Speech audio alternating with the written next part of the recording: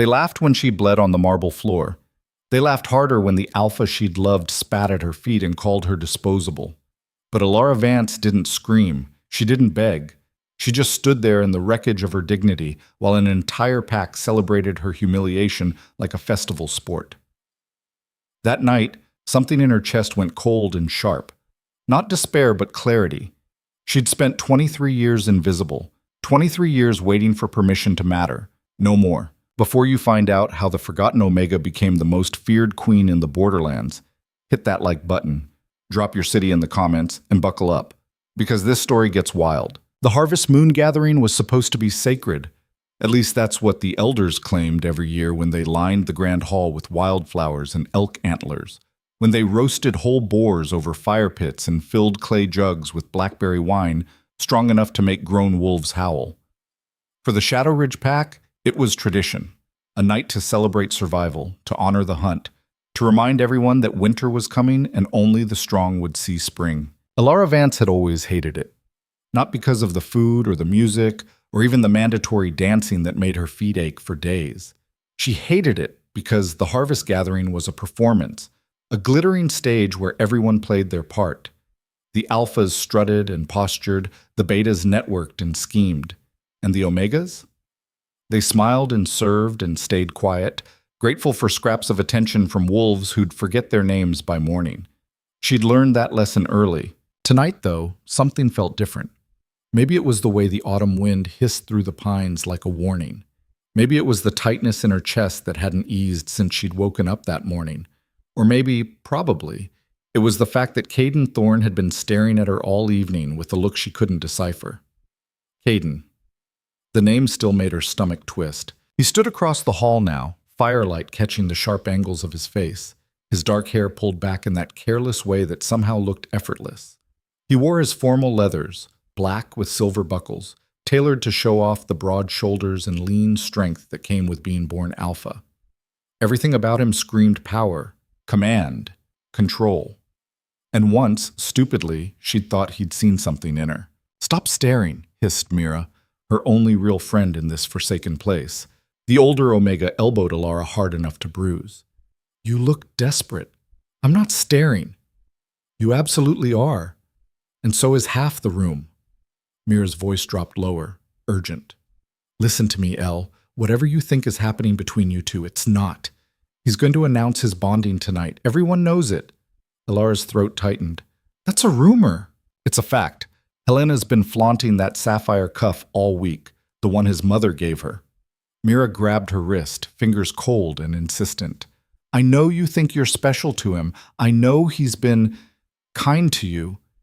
But kindness isn't love, and it sure as hell isn't a bond. You're setting yourself up for a fall." "I'm not expecting anything." "Then why do you look like you're about to cry?" Alara jerked her arm free and turned away, blinking hard. The hall spun around her, too bright, too loud, too full of people who'd never once looked at her like she mattered. Laughter echoed off the stone walls. Somewhere, a fiddle started up, shrill and manic. The scent of roasted meat and pine smoke clogged her lungs. She shouldn't have come. But Omegas didn't get to skip the Harvest Gathering. Absence was noticed, absence was punished. So she'd put on her nicest dress, a simple gray thing she'd mended 3 times, and braided her hair and told herself it would be fine. Just one night, just a few hours. Then she could go back to her cabin at the edge of the territory and pretend the world didn't exist. Except Caden kept looking at her. And despite everything Mira said, despite the knot of dread in her gut, a tiny, pathetic part of her still hoped. The hall was packed tonight. Nearly 300 wolves from Shadow Ridge and neighboring territories, all crammed into a space meant for half that number. The air was thick with competing scents, sweat and alcohol, and the distinctive musk of wolves in close quarters. Tables sagged under platters of venison, rabbit, roasted vegetables, fresh bread. Children darted between adults' legs, shrieking with laughter. Near the main fire pit, a group of young alphas were arm wrestling, shouting encouragement and insults in equal measure. Alara stood near the back wall, partially hidden behind a carved wooden pillar. From here, she could see everything without being seen, a survival skill she'd perfected over the years. Mira hadn't left her side, which was both comforting and irritating. The older woman meant well, but her constant warnings were like salt in an open wound. "You should eat something," Mira said, nudging a plate toward her. "You look pale." "I'm fine." "You're not fine. You haven't been fine since he started paying attention to you." Mira's voice softened. "I'm not trying to hurt you, Elle. I'm trying to protect you. I've seen this before. Alphas, especially ones like Caden, they don't bond omegas. They use them. He's not like that. They're all like that." Alara wanted to argue, but the words stuck in her throat, because deep down, beneath the hope and the longing, she knew Mira was right. She'd always known. 2 years ago, when Caden had first approached her by the river, she'd been wary. Alphas didn't seek out omegas unless they wanted something. But he'd been different, gentle, curious. He'd asked about the herbs she was collecting, and when she'd explained their uses, he'd actually listened. Not the polite half-attention most wolves gave her, but genuine interest. He'd come back the next day, and the next. Over the following months, their meetings became routine. He'd find her in the forest or by the river, and they'd talk. About everything. About nothing. He told her about the pressure of being the alpha's son, the expectations that suffocated him. She told him about the loneliness of being invisible, of watching life happen around her without ever being part of it. He made her laugh. He made her feel seen. And somewhere along the way, she'd made the fatal mistake of falling for him. She'd known better. Had told herself 1,000 times that it couldn't last, that alphas didn't bond omegas, that she was setting herself up for heartbreak. But knowing and feeling were two different things. Elle. Mira's hand on her arm jerked her back to the present. "He's moving." Alara's gaze snapped to Caden. He was weaving through the crowd, heading toward the main platform where his father stood. Alpha Garrick Thorne was holding court with a cluster of visiting dignitaries, his massive frame radiating authority even in casual conversation. Caden climbed the steps to the platform. The hall quieted. Alara's heart hammered against her ribs. "No," she whispered. "Not yet." "I'm sorry," Mira said quietly. Alpha Garrick raised one scarred hand, and the last remnants of conversation died. He surveyed the hall with the cold, calculating gaze of a predator assessing prey. "Brothers, sisters, packmates." His voice was a rumble that seemed to come from the earth itself. "Tonight, we honor the old ways. We honor the blood that binds us, the land that sustains us, and the bonds that keep us strong." Alara's hands clenched so hard her nails bit into her palms. "As your alpha, it is my duty and privilege to ensure our pack's future, to forge alliances that will see us through the harsh winters ahead, to build strength that will protect our children and our children's children." Garrick's gaze swept the room. "Tonight, my son, your future alpha, takes the first step toward that future." The applause started before Caden even stood. Enthusiastic, almost desperate. Everyone loved Caden. Everyone wanted to be near him, to bask in the reflected glory of his attention. Everyone except the Omega, who'd stupidly given him her heart. Caden stood, and the applause grew louder. He climbed the remaining steps to stand beside his father, and when he turned to face the crowd, his expression was calm, composed, the perfect air.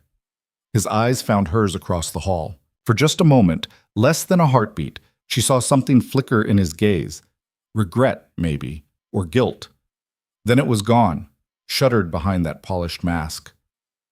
"Thank you," Caden said, his voice carrying easily through the hall. "I'm honored by your faith in me, in our pack, in our future." He paused, letting the moment build. "Which is why I'm pleased, no, proud, to announce my bonding to Helena Grayson of the North March Pack." The hall erupted, cheers, applause, howls of celebration. Alara couldn't hear any of it over the roaring in her ears. Helena stood from her seat at the high table, graceful as a dancer. Her gown was deep sapphire silk that probably cost more than Alara would earn in a lifetime. Her blonde hair was swept up in an elaborate style that showcased the sapphire cuff on her wrist, the Thorne family heirloom, given only to bonded mates. She glided to the platform like she'd been born for this moment, because she had been. She was everything an alpha's mate should be, beautiful, well-bred, politically connected. The alliance with the North March Pack would bring resources, territory, and prestige. Of course, Caden had chosen her. What else could Alara have expected? Helena reached the platform and took Caden's offered hand. They looked perfect together, like something out of a storybook. The handsome alpha and his elegant mate, ready to lead the pack into a glorious future. Alara's vision blurred. "Elle," Mira whispered urgently. Don't do anything, just stay calm." But Alara wasn't calm. She was drowning. The walls were closing in, the air too thick, the noise too loud. Her chest felt like it was caving in, ribs splintering, heart imploding. She needed to leave. Now. She stood abruptly, her chair scraping loud against the stone floor. Heads turned. She didn't care. She just needed out. Needed air. Needed to be anywhere but here, watching the man she loved celebrate his future with someone else. She pushed through the crowd, ignoring the startled looks and whispered comments. Her vision tunneled. All she could see was the door, the blessed promise of escape. "Alara." "No, no, no, no." "Alara, wait." Caden's voice cut through the noise like a blade. She should have kept walking, should have run. Instead, she stopped. The hall went silent. 300 wolves holding their collective breath, sensing drama, sensing blood. Alara turned slowly. Caden was pushing through the crowd toward her, leaving Helena standing alone on the platform. The future mate looked confused, her perfect smile faltering. "Alara," Caden said again, quieter now. He stopped a few feet away, close enough that she could see the tension in his jaw, the way his hands flexed at his sides. "Please, let me explain." "Explain what?" Her voice came out steady, miraculously steady. "That you're bonding someone else?" "I got that part loud and clear. Congratulations." "It's not—" He glanced around at the watching faces, then lowered his voice. "This isn't about feelings. You know that. It's politics. My father arranged it months ago. The Grayson alliance is crucial for— I don't care." "Yes, you do." He took a step closer, and she saw it then, the pleading in his eyes. Not remorse, not love. Just a desperate need for her to understand, to make this easy for him. "You know I care about you. That hasn't changed." "Care?" The word tasted like poison. "You care about me?" "Of course I do." "Then why did you lie?" His jaw tightened. "I never lied." "You courted me, Caden." Her voice was rising now, emotion cracking through. "For 2 years you sought me out. You talked to me. You made me think—" She swallowed hard. "You made me think I mattered." "You do matter. Just not enough to bond. That's not fair." "It's fair?" A bitter laugh escaped her. "You want to talk about fair? You're an alpha. You get to choose your future. You get to decide who's worthy. I'm just an omega. I don't get choices. I get used." The words echoed in the sudden silence. Caden's expression shifted. The pleading vanished, replaced by something harder, defensive. "You're being dramatic." "Am I?" "Yes." He straightened to his full height, and suddenly the boy she'd known by the river was gone entirely.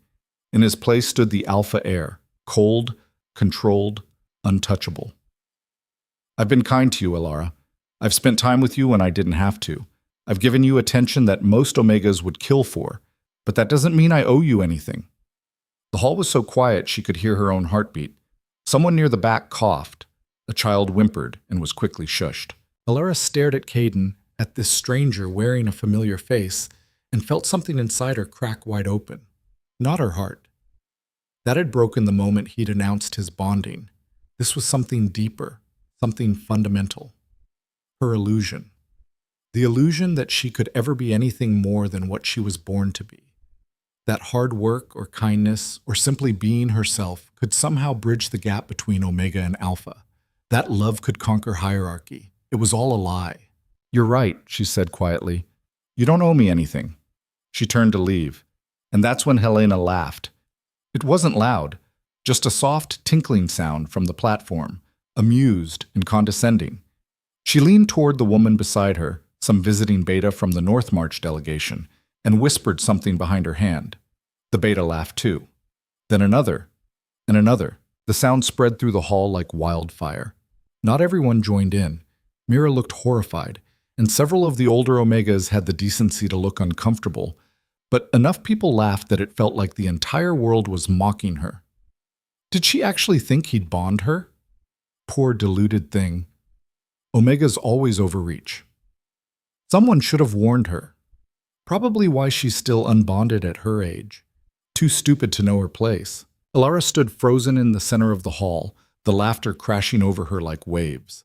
Her face burned. Her hands trembled. Every instinct screamed at her to run, to hide, to curl up and die somewhere no one would find her. But she didn't move. She just stood there, looking at Caden. He wasn't laughing, but he wasn't defending her either. He just stood there, jaw tight, eyes averted, letting it happen, letting them destroy her. Enough. Alpha Garrick's voice cut through the laughter like a whip. The hall fell silent instantly. He stepped to the edge of the platform, his massive frame backlit by the fire. When his gaze landed on Alara, it was colder than winter. Omega, he said, the title an insult in his mouth. You have disrupted a sacred ceremony with your delusions. This behavior is unacceptable, embarrassing. You shame yourself in your station. Alara's nails bit into her palms. She didn't speak. Leave, Garrick continued. Now, before I have you removed. The threat hung in the air.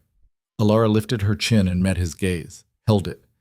Then, slowly, deliberately, she turned and walked toward the door. Her steps echoed in the silence. Every eye in the hall was on her. She could feel their judgment, their pity, their contempt boring into her back like knives. She didn't run, didn't cry, didn't give them the satisfaction. She walked out of that hall with her spine straight and her head high, even though every cell in her body was screaming. The cool night air hit her face like a slap. The sounds of the gathering faded behind her, music starting up again, conversation resuming, life moving on like she'd never existed. She walked past the fire pits where children played, past the clusters of wolves drinking and laughing, past the edges of the celebration, into the darkness beyond. And only then, when she was far enough away that no one could see, did she let herself break. The sob that tore from her throat was ragged and harsh. She pressed her hands over her mouth, trying to stifle it, but more came. Great heaving gasps that bent her double, that made her ribs ache. She'd been so stupid, so desperate to believe that someone could see her as more than what she was born to be. That maybe, just maybe, the world could be different for her. But the world didn't change. It just chewed you up and spit you out and laughed while you bled. The walk back to her cabin took 20 minutes.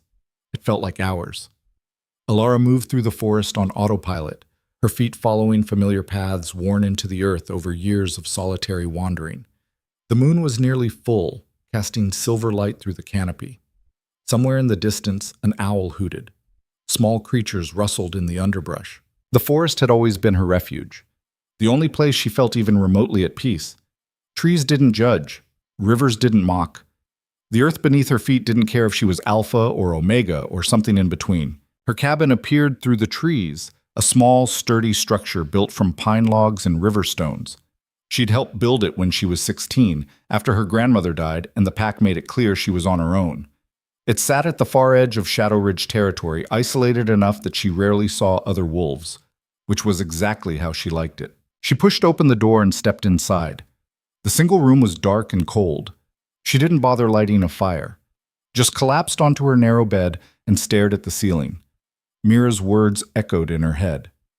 Kindness isn't love. No, it wasn't.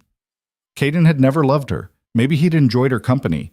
Maybe he'd even cared about her in his own limited way. But love? Real, bonding, choosing you over everything love. That was for wolves like Helena. Wolves who came from the right families, who had the right bloodlines, who fit neatly into the hierarchy that governed their world. Not for forgotten Omegas living in cabins at the edge of nowhere. Alara rolled onto her side, pulling her knees to her chest. The humiliation was a physical ache in her chest. She kept seeing their faces. Helena's amused smirk, the crowd's casual cruelty, Garrick's cold dismissal. Caden's silence. That was the worst part. Not that he'd chosen Helena, she'd always known that was coming, but that he'd stood there and let them laugh at her. Let his father humiliate her, done nothing, said nothing, like she wasn't even worth defending. You shame yourself and your station. No. She didn't shame herself. The world had done that for her the moment she was born Omega. The tears came again, hot and bitter. She cried until her throat was raw and her eyes burned, cried until there was nothing left inside her but a hollow, aching emptiness. And then, in that emptiness, something shifted. A thought, quiet at first, then louder. What if you just didn't go back? She sat up slowly, wiping her face with the back of her hand. The thought should have terrified her. Lone wolves didn't survive. Everyone knew that. The wilderness was full of dangers. Rogues who'd been exiled from their packs, rival territories, predators both animal and wolf. Without pack protection, without their bonds and their territory, a wolf was vulnerable. Easy prey. But wasn't she already prey? Hadn't she always been? She'd spent 23 years trying to fit into a world that didn't want her, trying to be small enough, quiet enough, useful enough that maybe they'd let her stay. And what had it gotten her? A cabin at the edge of territory, a handful of acquaintances who pitied her more than they liked her, and tonight, the final proof that she would never, ever be enough. What was the difference between dying alone in the forest and dying slowly in a pack that would never value her? At least in the forest, she'd die on her own terms. The decision settled over her like frost. Cold, final, strangely peaceful. She stood and looked around the cabin, at the bed she'd built, the shelves lined with dried herbs and tinctures from her grandmother's teachings, the books she'd traded for and treasured, the simple life she'd carved out of nothing. She could take a pack. Not much, just the essentials.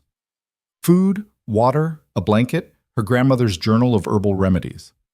Travel light, move fast, put as much distance between herself and Shadow Ridge as possible before anyone noticed she was gone. They probably wouldn't even look for her. Why would they? She was nobody. Invisible. Expendable. Perfect. Alara moved quickly, gathering supplies by moonlight. She changed out of the gray dress, the one she'd mended so carefully, the one she'd thought might make her look pretty enough that Caden would notice, and put on her traveling clothes. Worn leather pants, a tunic, boots that had seen 100 forest walks. She strapped a knife to her belt, filled a canteen, wrapped dried meat and hard cheese in cloth. At the last moment, she grabbed her grandmother's journal. The leather cover was cracked with age, the pages yellowed and fragile, but the knowledge inside was priceless. Decades of accumulated wisdom about plants and healing and survival.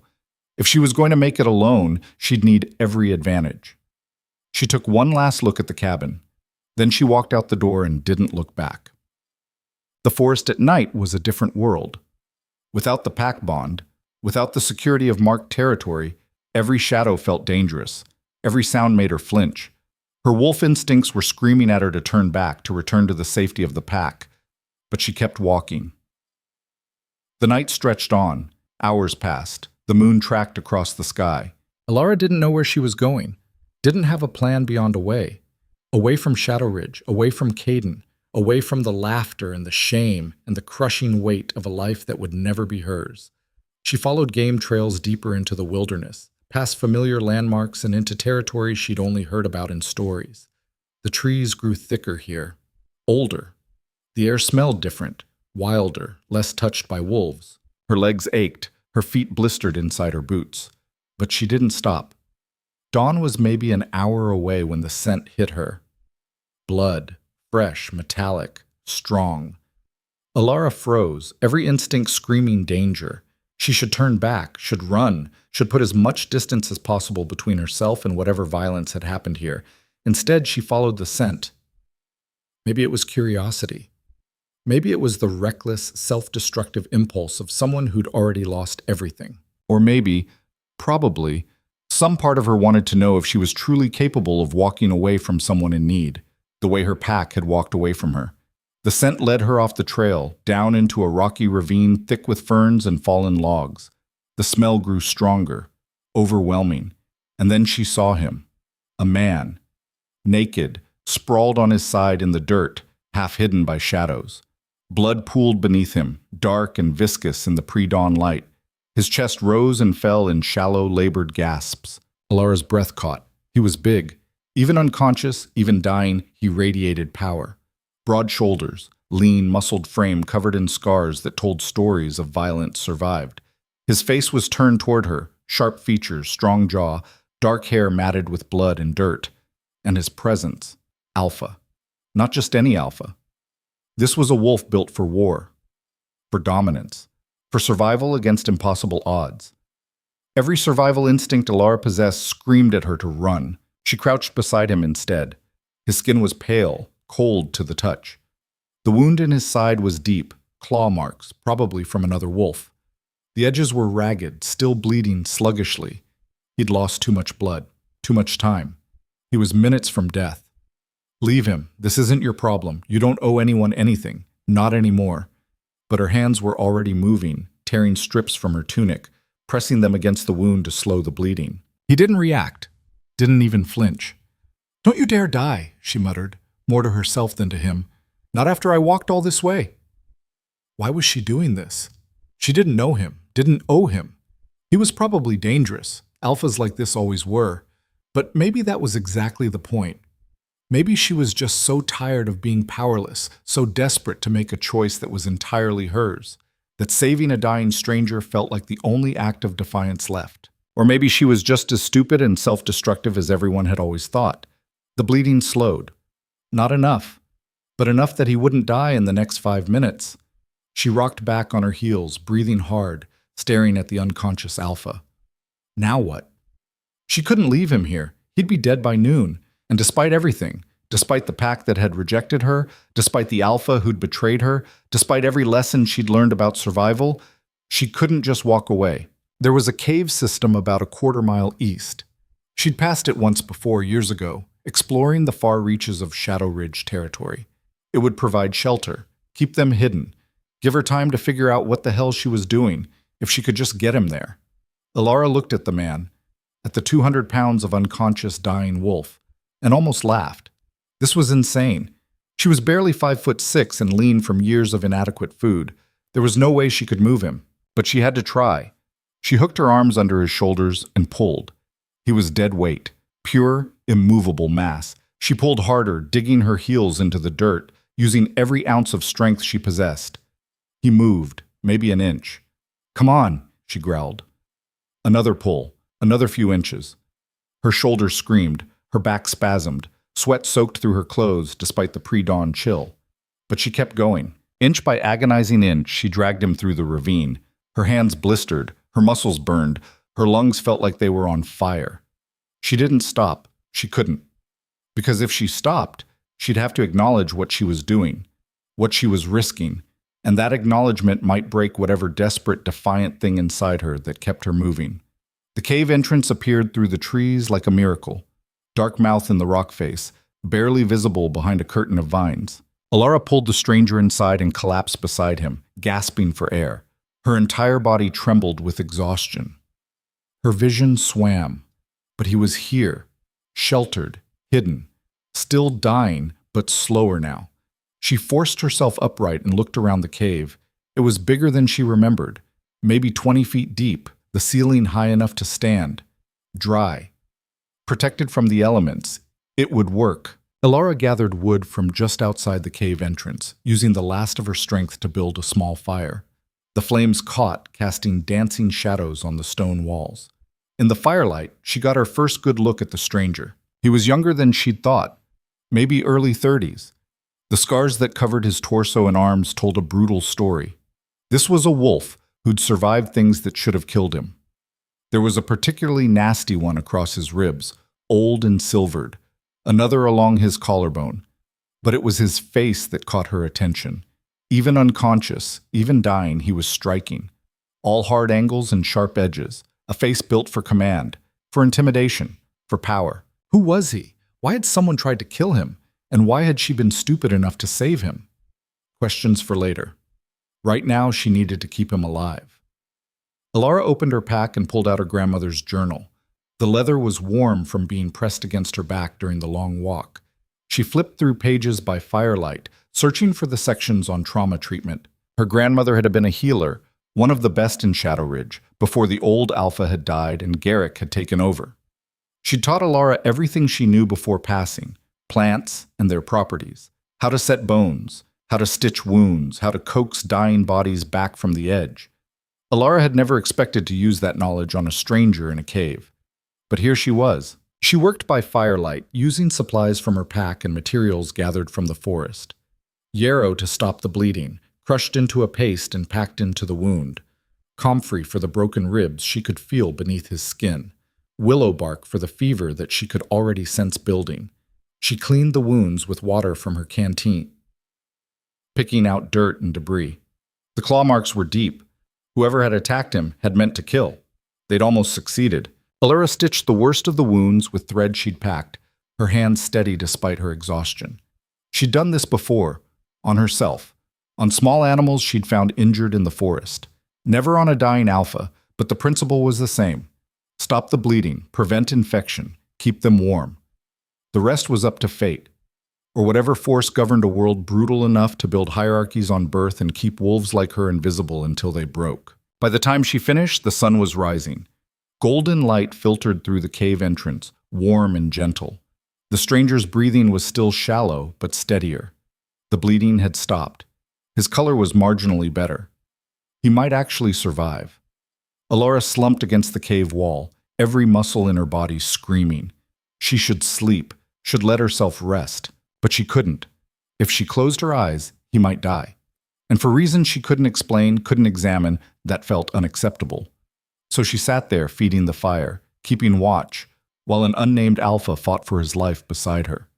And outside the cave, the world moved on without them. 3 days passed before he opened his eyes.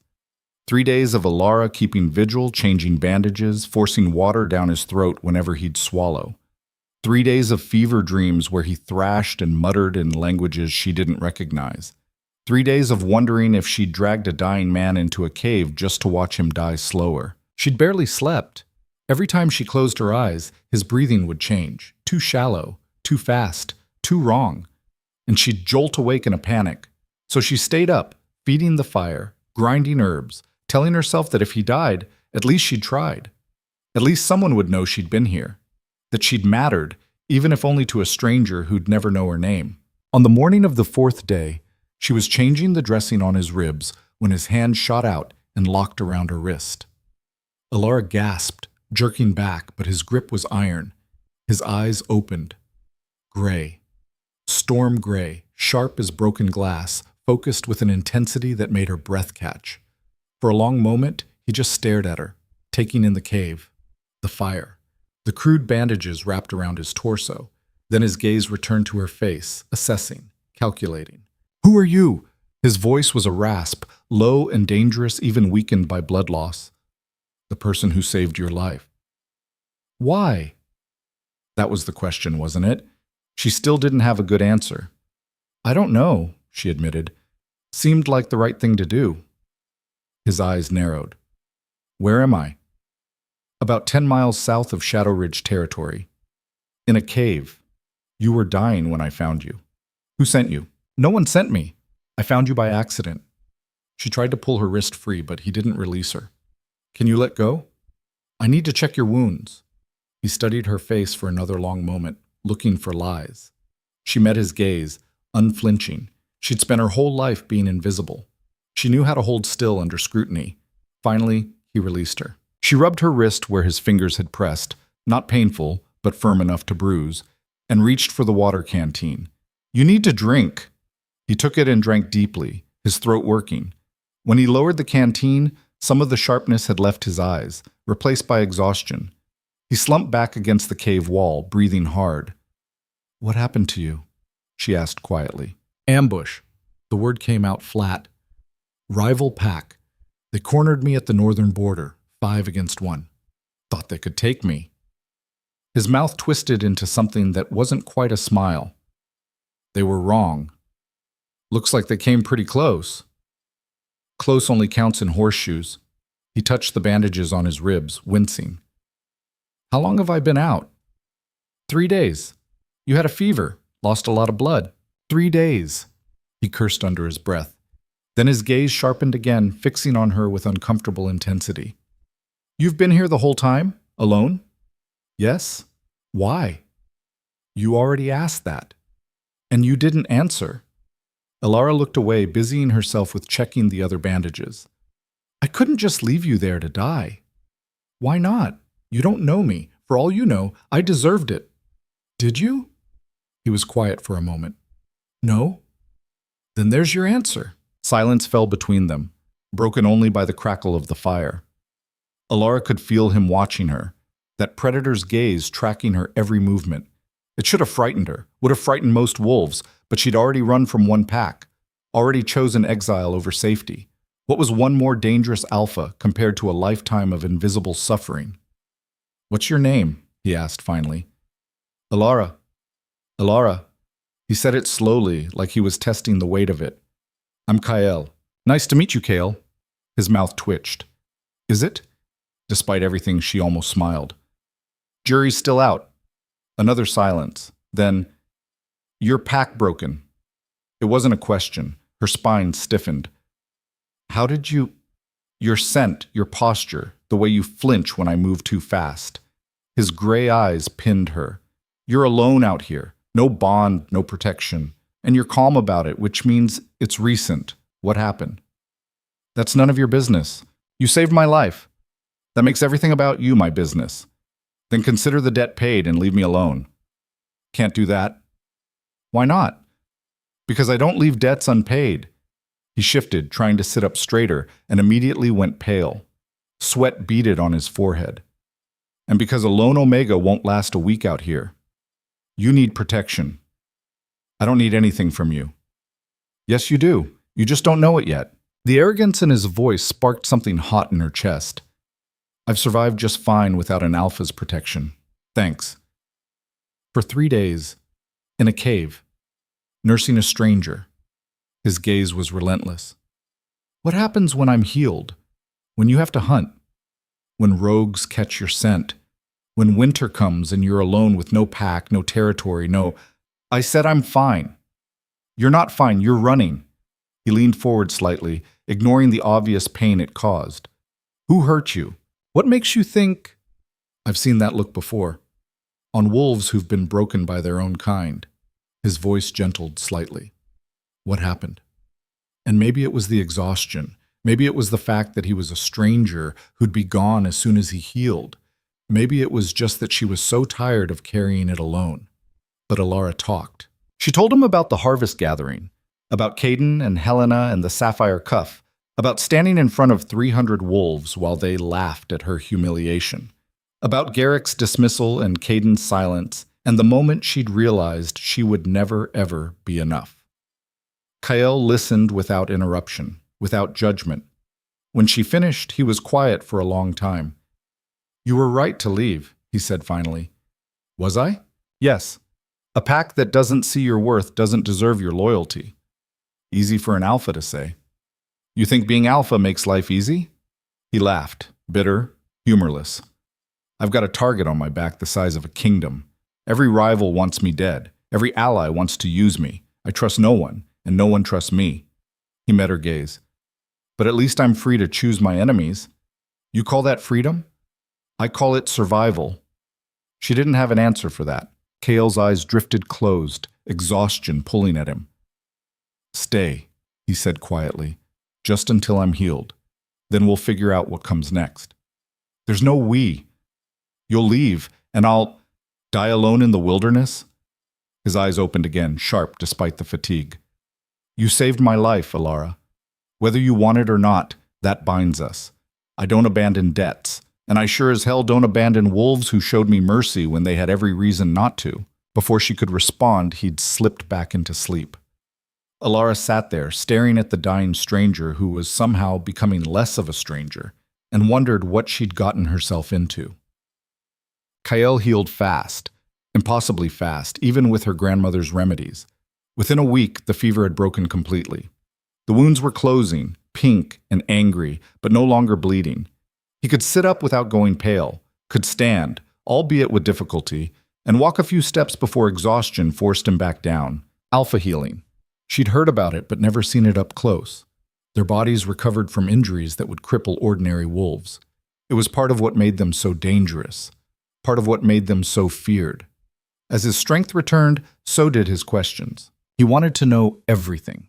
Where she'd learned healing, why she'd been alone in the forest that night, what her plans were now that she'd left her pack. He asked with the persistence of someone used to getting answers, and despite herself, Alara found herself responding. She told him about her grandmother, about learning herbs and remedies, because it was the only way an Omega could be useful, about reading every book she could trade for, memorizing every scrap of knowledge, because information was the one form of power they couldn't take from her. In return, he told her fragments of his own story. Never the full picture.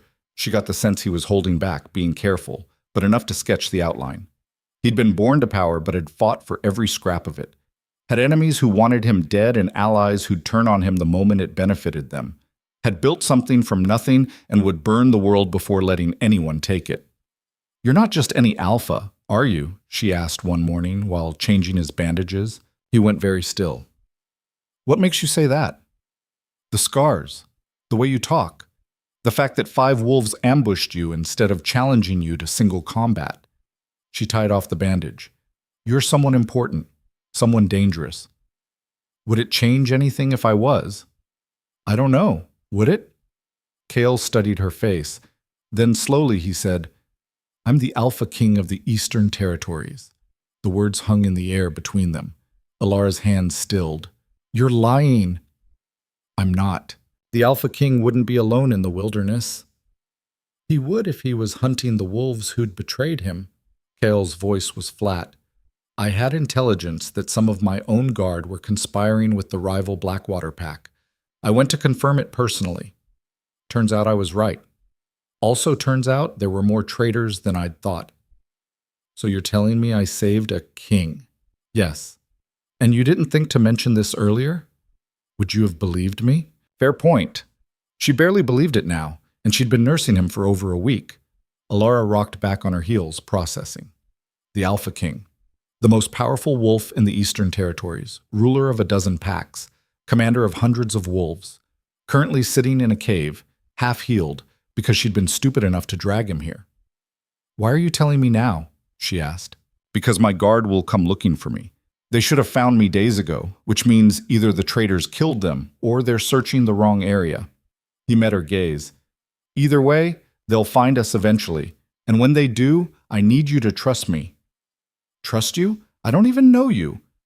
"You know I don't leave debts unpaid. You know I value loyalty. And you know," he paused, "you know what it's like to be cast aside by wolves who should have protected you." That hit closer than she wanted to admit. "What happens when they find us?" she asked quietly. "You come with me." "To where?" "The capital, my court." Alara laughed. She couldn't help it. "I can't go to court. I'm nobody. I don't belong. Neither did I once." His voice was firm. "I was the bastard son of an alpha who barely acknowledged me. Fought my way up from nothing. Built my power one bloody battle at a time." He leaned forward slightly. "You saved my life when you had every reason not to. That makes you someone. And I protect what's mine." "I'm not yours." "Not yet. But you will be." The certainty in his voice sent a shiver down her spine. Not fear. Something else. Something dangerous. "What if I refuse?" she asked. "Then you stay here and take your chances alone." He held her gaze. "But we both know how that ends." He was right. She hated that he was right, but she was. Lone Omegas didn't survive. She'd lasted this long only because she'd found him, because nursing him had given her purpose and kept her in one place. But once he left, she'd be alone again. Vulnerable. Hunted. "Why do you care?" The question came out smaller than she intended. "You don't owe me anything beyond healing. Once you're better, you could just leave. Forget I exist." Kale's expression shifted. For just a moment, the hard mask cracked, and she saw something raw underneath. "Because I know what it's like to be thrown away," he said quietly. "And I swore a long time ago that if I ever had power, I'd use it to protect wolves like us, the ones the world tried to break." Us. The word settled in her chest like an ember. Before she could respond, Kyle stiffened. His head turned toward the cave entrance, nostrils flaring. "What?" "Horses," he said. "Multiple riders, coming fast." Alara's heart jumped into her throat. "Your guard?" "Probably." He was already standing, ignoring the obvious pain it caused. "Stay behind me." "You can barely walk." I said, "Stay behind me." The command in his voice was absolute. Alpha authority. The kind that made wolves obey on instinct. Alara found herself stepping back before she'd consciously decided to move. Kael positioned himself between her and the cave entrance, his stance protective despite his injuries. Even wounded, even barely healed, he radiated danger. The sound of hooves grew louder, then voices, then the jingle of armor and weapons. 6 riders appeared at the cave entrance, silhouettes backlit by midday sun. They wore black and silver armor, swords at their hips. The lead rider dismounted smoothly and stepped into the cave. When he saw Kael, he dropped to one knee so fast it must have hurt. "Your Majesty." The other riders followed suit, a wave of black and silver kneeling in the dirt. Alara's breath caught. It was real. All of it. Kael wasn't lying. He really was a king. "Report," Kael said, his voice cold and absolute. "The ambush has been dealt with, sire. The traitors are dead. Their bodies burned." The lead guard's voice was steady, professional. "But the court is in chaos. Your absence has caused complications. There are rumors you were killed. Some of the outer packs are already positioning themselves for a succession challenge." "Let them try," Kael's voice was ice. "How long have you been searching?" "5 days, Your Majesty. We tracked you to the border, but the trail went cold. The traitors covered their tracks well." "Not well enough." "They're dead, you said?" "Yes, sire. All 5. We took our time with them." The guard's tone suggested the deaths hadn't been quick. Kael nodded once. "Good. Prepare the horses. We leave within the hour." "At once, Your Majesty." The guard started to rise, then his gaze landed on Alara. His eyes widened slightly. "My lord, the Omega is under my protection," Kael said, his voice sharp enough to cut. "She saved my life. She comes with us." The guard's expression flickered, surprise, confusion, and something else. Doubt, maybe, or disapproval. "Your Majesty, with respect, bringing an unbonded Omega to court was not a request, Commander." Kael's eyes were hard. "She comes with us. Anyone who questions that answers to me personally. Is that clear?" The guard swallowed. "Crystal, sire." "Good. Now move." The guards filed out quickly, leaving Alara and Kael alone in the cave. She stared at him. At this stranger who'd been dying in the dirt a week ago and was now giving orders like the world itself would bend to his will. Maybe it would. "I can't do this," she said quietly. "Yes, you can." "You don't understand. I don't know how to—" She gestured helplessly. "I'm nobody. I don't belong in a court. I don't know politics or proper behavior, or you know how to survive. You know how to make hard choices. You know how to show mercy when it would have been easier to walk away."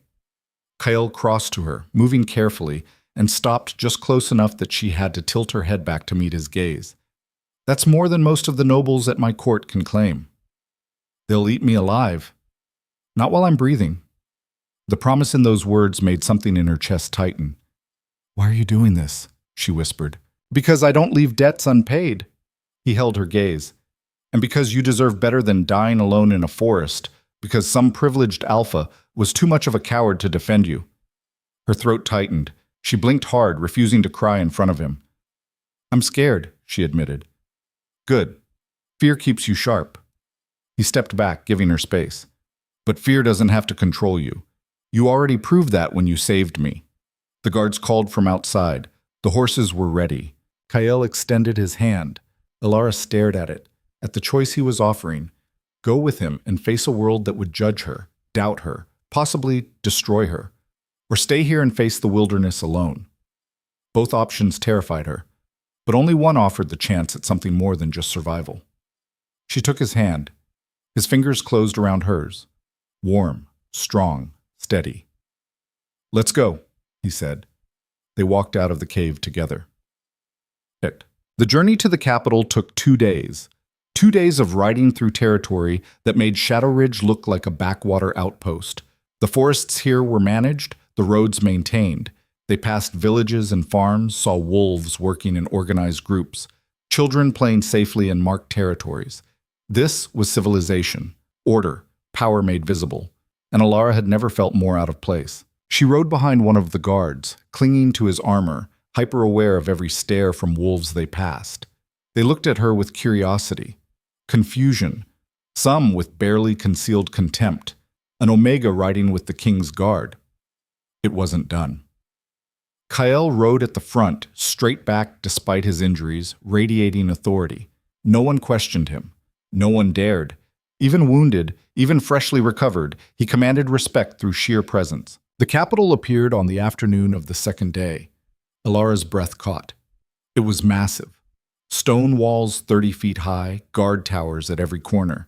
Inside, she could see buildings 3 and 4 stories tall, roads paved with cobblestones, wolves moving in organized chaos. The scent of hundreds, no, thousands of wolves hit her like a wall. "Welcome to Ravencrest," Kael said, pulling his horse alongside hers. "My home. It's big. Wait till you see the palace." The palace was worse. It sprawled across the city's highest point, a fortress of dark stone and silver accents. Towers stretched toward the sky. Windows gleamed like watching eyes. Guards stood at every entrance, armed and alert. This was power. Real, undeniable, terrifying power. And she was riding straight into its heart. The gates opened as they approached. Guards saluted, servants rushed forward to take the horses.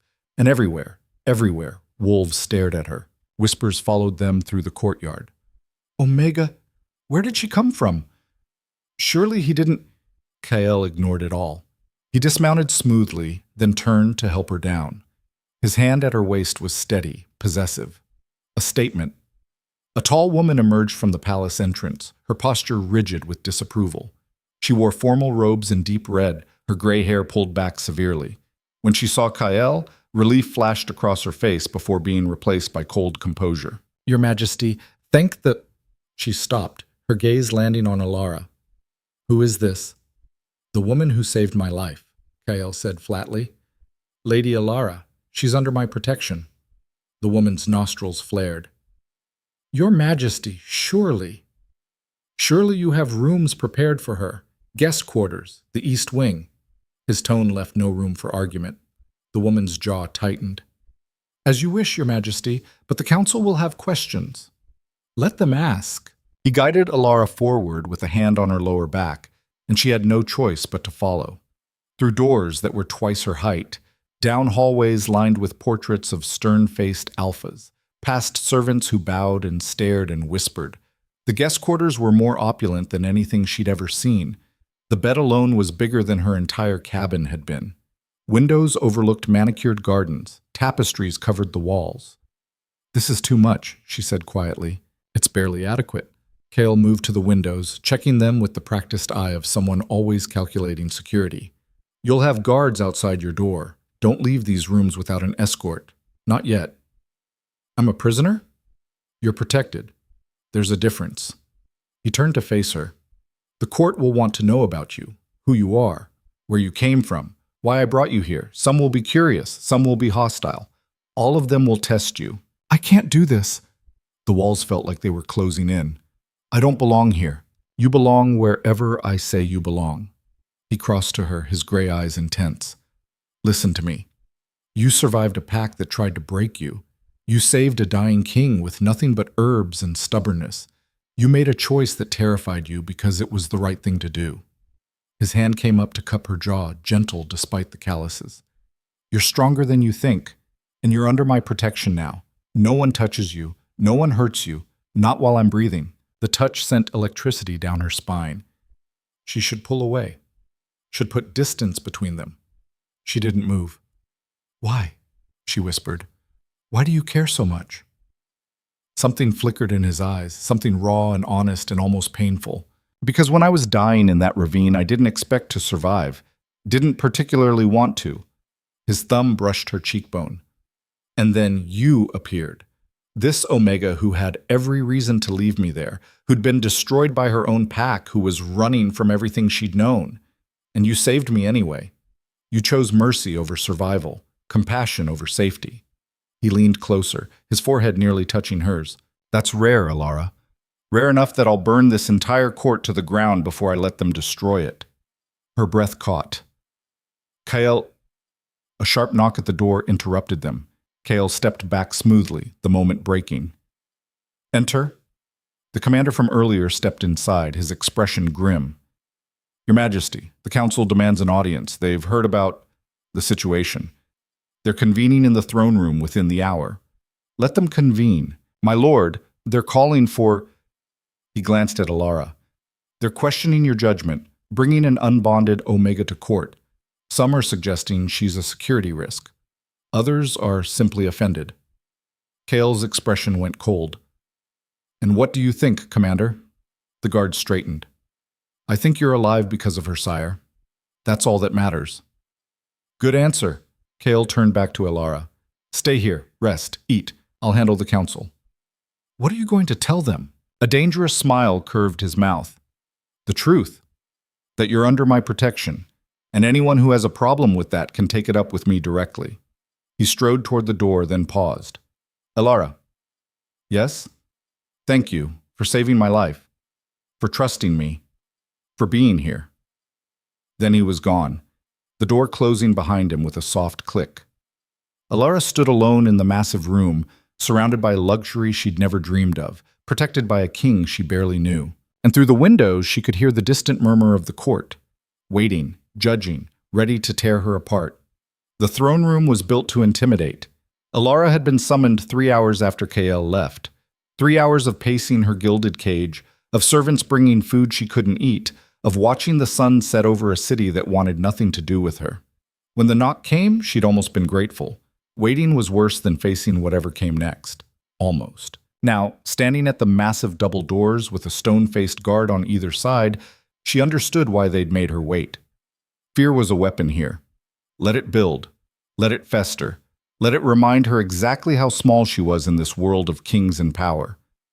The doors opened. The throne room stretched before her like a cathedral of judgment. Vaulted ceilings disappeared into shadow. Columns thick as ancient trees lined both sides. And at the far end, elevated on a dais of black stone, sat Kael's throne, carved from a single piece of obsidian, angular and sharp as a blade. Kael sat there now, no longer the wounded stranger from the cave. He wore formal robes of black and silver, a crown of twisted metal resting on his dark hair. His posture was relaxed, almost lazy, but his eyes tracked her with predatory focus. Between her and the throne stood at least 50 wolves, nobles by the look of them, elaborate clothing, haughty expressions, the kind of casual arrogance that came from generations of unchallenged power.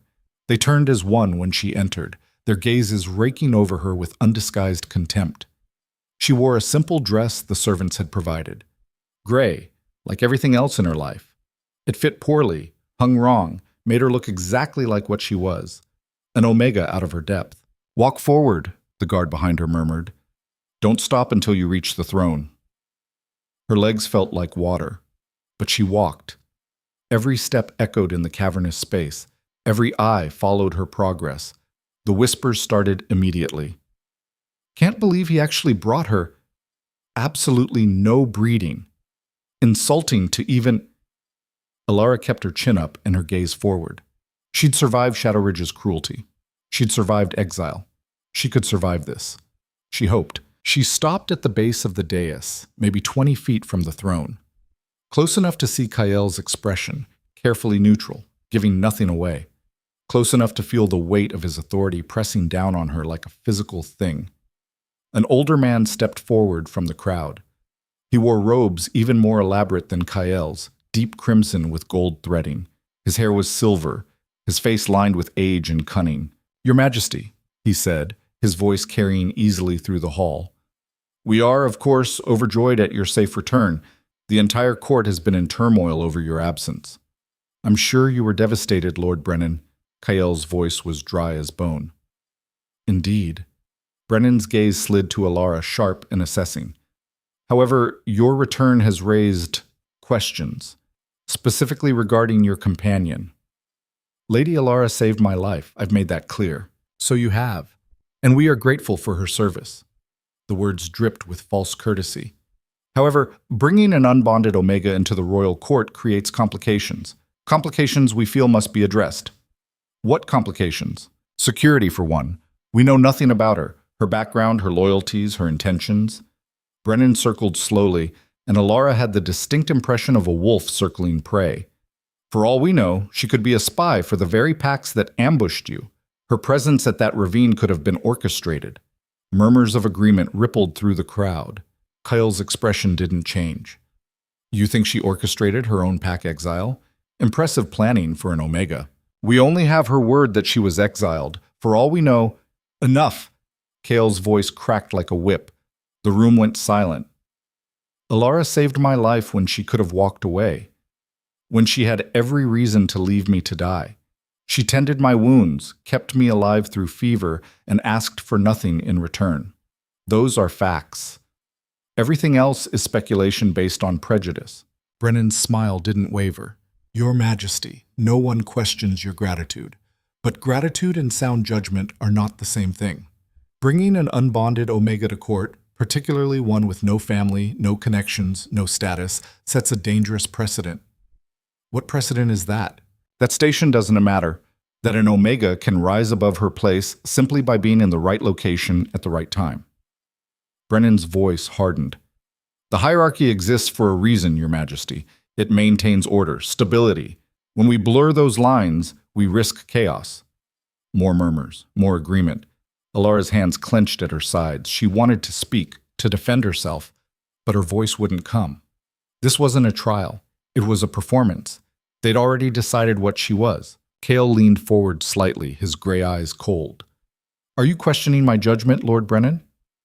I'm questioning the wisdom of allowing emotion to override protocol. Interesting, because I seem to recall you advocating for me to spare Lord Vance after he was caught embezzling from the treasury. Your nephew, wasn't he? Brennan's smile tightened. That was different. How? He's Alpha-born, educated, of good family, and a thief. But you wanted mercy for him because he had the right bloodline. Kyle stood, descending the steps of the dais with lethal grace. Even recovered, even regal, he moved like violence contained. Tell me, Brennan, which is worse? An Omega who saves lives or an Alpha who steals from his own people? The silence was absolute. Brennan's composure cracked slightly. Your Majesty, this is hardly... Answer the question. It's not comparable. It's exactly comparable. Kale stopped in front of Alara, positioning himself between her and the court, a shield, a wall. You want to judge her for her birth, fine. But if we're judging wolves by their actions instead of their blood, she's shown more honor than half the nobles in this room. A woman stepped forward from the crowd. Elegant, blonde, her gown so elaborate it probably cost more than a commoner earned in a year. Your Majesty, Lord Brennan raises valid concerns, but perhaps there's a simpler solution. Kale's eyes narrowed. Lady Morgana, how thoughtful of you to contribute. I only wish to help. Her smile was poison sweet. The Omega, Alara was it, claims to have saved your life. A noble act, certainly. Perhaps the appropriate reward would be a generous purse and safe escort back to wherever she came from. That way, she's compensated for her service and the court avoids any awkwardness. You want me to pay her off and send her away? I want to preserve the integrity of this court. Morgana's gaze flicked to Alara with barely concealed disdain. No offense intended, of course. I'm sure she's a perfectly adequate Omega, but she doesn't belong here. Surely even she can see that. Every word was a knife. Alara felt them sink in, one by one, finding all the places she was already bleeding. What do you think? Kyle asked quietly. It took Alara a moment to realize he was talking to her. What? They're discussing your future like you're not standing right here. Seems rude. His voice was calm, but there was steel underneath. So I'm asking, what do you think? Every eye in the room locked on her, her throat closed up. She'd spent her entire life being invisible, staying quiet, making herself small. Speaking up at the harvest gathering had gotten her exiled. What would speaking up here cost? But Kyle was watching her, waiting, not with judgment, but with expectation, like he actually wanted to hear what she had to say. I think... Her voice came out rough. She cleared her throat and tried again. I think you're all terrified. Shocked silence. Morgana's eyes widened. Excuse me? You heard me. Something hot and reckless was building in Alara's chest. The same thing that had made her save KL, that had made her leave Shadow Ridge. You're terrified. Because if an Omega can save a king, if someone from the bottom can do something none of you could, it means your power isn't as secure as you thought. It means birth doesn't guarantee worth. How dare you? What? Brennan sputtered. I'm not finished. The words were pouring out now, unstoppable. You talk about hierarchy like it's sacred, like it's natural, but all I see is wolves clinging to power they didn't earn, terrified that someone might take it away. You don't want me here because I'm a threat to your comfortable little world where everyone knows their place and nobody questions it. This is outrageous, is it? She turned and faced Brennan directly.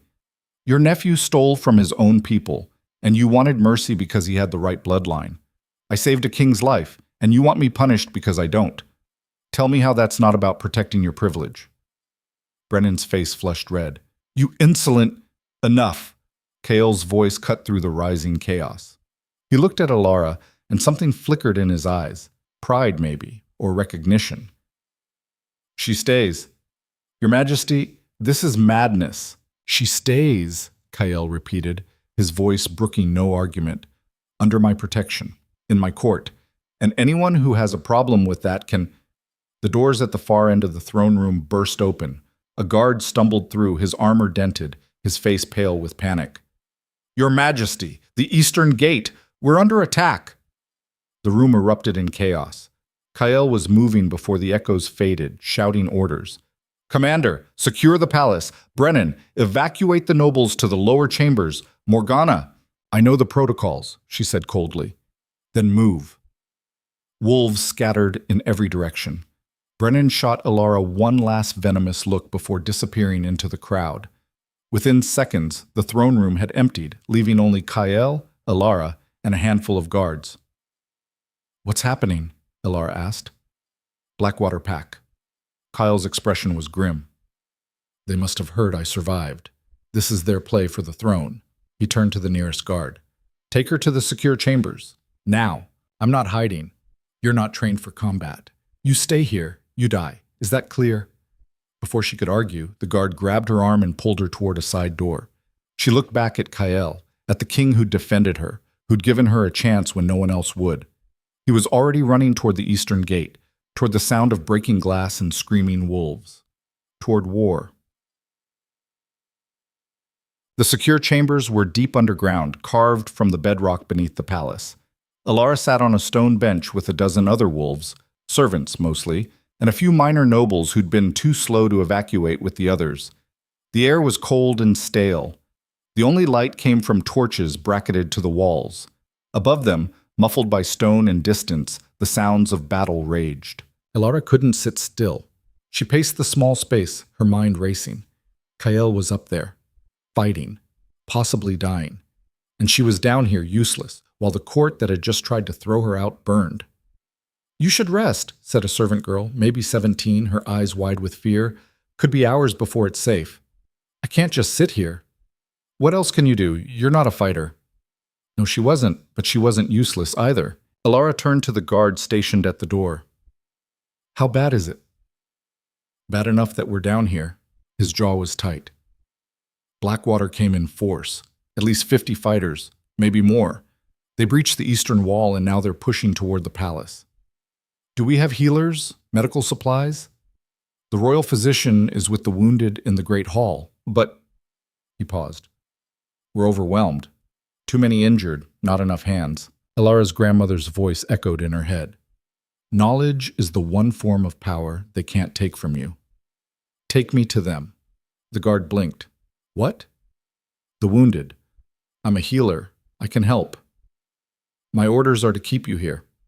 Your orders are to protect me. I'm choosing to go help the wounded. You can either escort me or explain to the king why you let his healer sit in a hole while his wolves bled out. The guard's jaw worked. Then, follow me and stay close. They moved through the underground passages quickly, the sounds of battle growing louder. When they emerged into the great hall, Alara's breath caught. It was carnage. Wounded wolves covered every available surface, tables, benches, even the floor. Blood pooled in the spaces between them. The air reeked of sweat and fear and death. A handful of healers moved among the injured, their faces drawn with exhaustion. An older man in blood-stained robes looked up as she entered. Who are you? A healer. Put me to work. He didn't argue, just pointed to a section of wounded near the far wall. Start there. We're triaging. Save who you can. Alara dove in. Her grandmother's training took over, instinct overriding fear. She moved from wolf to wolf, assessing injuries, prioritizing. This one had a severed artery, pressure, tourniquet, immediate attention. This one had a collapsed lung. Prop them up. Keep the airway clear. This one was already too far gone. Comfort them. Move on. It was brutal. Mechanical. The only way to survive it was to not think, to not feel, to just act. Hours blurred together. At some point, the sounds of battle faded. At another point, someone pressed a water canteen into her hands and she drank without tasting. Her dress was soaked with blood, her hands cramped, but she didn't stop. A young guard grabbed her arm. The Omega from before, the one the king brought, is that you? Yes? What? He's asking for you. The king. He's in the courtyard. Her heart stopped. Is he hurt? Not badly, but he wants you, now. She followed the guard through passages choked with smoke and debris. The palace had taken damage, walls cracked, windows shattered, bodies of Blackwater wolves being dragged away by grim-faced guards. But they'd held. The courtyard was chaos, wounded being tended, prisoners being restrained, fires being put out. And in the center of it all, standing beside what looked like a hastily constructed command post, was Kyle. He was alive, bloodied, his robes torn, his crown gone, but alive. Relief hit her so hard she nearly stumbled.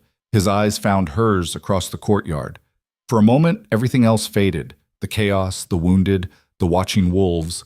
Just him, alive, looking at her like she was the only thing that mattered. Then his expression shifted, hardened. Bring them forward, he said to the guards. 2 prisoners were dragged into view. Blackwater wolves, their hands bound, their faces defiant. These 2 were captured trying to reach the royal chambers, Kyle said, his voice carrying across the courtyard. They've admitted they were sent to assassinate specific targets. One of the prisoners spat blood. We'll tell you nothing, you bastard. You already told me everything. Kyle's smile was cold. You were sent to kill Lord Brennan and Lady Morgana, the nobles who've been most vocal about destabilizing my rule, which means someone in my court is working with Blackwater. The words dropped like stones in still water. Murmurs rippled through the gathered wolves, accusations, denials, fear. But that's not the interesting part, Kyle continued. He looked at Alara. The interesting part is that they were also sent to kill you. Everything stopped. What? Alara breathed. Tell her, Kyle ordered the prisoner. Tell her why Blackwater wants her dead. The prisoner laughed, bitter, harsh. Because she's a threat. Because of what she is. And what is she? Silvermane, last of the bloodline. The ones who were supposed to rule the Eastern Territories before your grandfather slaughtered them all. The courtyard went silent. Alara's vision swam. That's not your grandmother, the prisoner said, his eyes gleaming with malice. Arya Silvermane, the great healer who disappeared 30 years ago, who hid in a backwater pack, married an Omega, raised a daughter who married another Omega. All to keep the bloodline secret, to keep you safe. No, the word came out weak. My grandmother was just a healer. She was Silvermane Alpha-born, which makes your mother half-blood, which makes you... The prisoner grinned. Pure enough to transform, strong enough to challenge, dangerous enough to kill before you figure it out. Kale's voice was quiet, dangerous. How long have you known? Since the moment we saw her. Scent markers don't lie. Silvermane blood burns different than common Omega.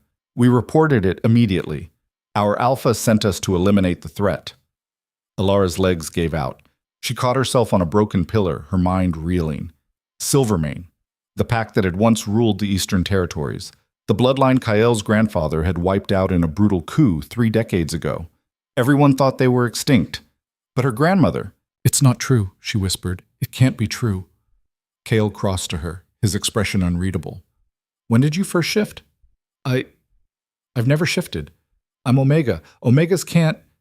Omegas with dormant alpha blood can, if the bloodline is strong enough. If the trigger is right. His gray eyes bored into hers. When did your grandmother die? When I was 16. And after that, any strange symptoms, unexplained strength, healing faster than you should? She thought about the years since her grandmother's death, the way she'd always been stronger than other Omegas, the way injuries healed quicker than they should, the way she'd always felt like something was coiled tight inside her chest, waiting. Waiting for what? This is impossible, she said. If I was Alpha-born, someone would have known. The pack would have... Your grandmother suppressed it. Kael's voice was gentle now. Silvermanes were famous for their herbal knowledge, for their ability to manipulate wolf biology. She probably dosed you with something from birth, kept your wolf dormant, kept you safe. Safe from what? From being alpha? Alara laughed, the sound bordering on hysteria. I spent my whole life invisible, powerless. And you're telling me it was all a lie? Not a lie. Protection. He gripped her shoulders. If anyone had known what you were, you'd have been killed. My grandfather made sure of that. He didn't just defeat the Silvermanes, he exterminated them. Men, women, children, anyone with even a drop of that bloodline. Why? Because they were stronger. Their alpha blood ran deeper. They produced alphas at 3 times the rate of normal packs. His expression was grim. My grandfather feared them, so he destroyed them, and he spent the rest of his life hunting rumors of survivors. Alara's hand shook. So what does that make me? Dangerous, said a cold voice. They turned. Lord Brennan stood at the edge of the courtyard, flanked by a dozen guards. His face was pale, but his eyes were hard as stone. Dangerous to Blackwater, certainly, he continued, but also dangerous to us, to the current power structure, to the king himself. He looked at Kael. Your Majesty, you must see reason. Silvermane blood cannot be allowed to survive. Your grandfather's laws were clear. Any survivor must be executed. That law is 3 decades old, and still valid, written in blood, sealed by the council. Brennan's voice hardened. If you spare her, you violate your grandfather's will. You open the door for challenges. You destabilize everything we've built. I don't care.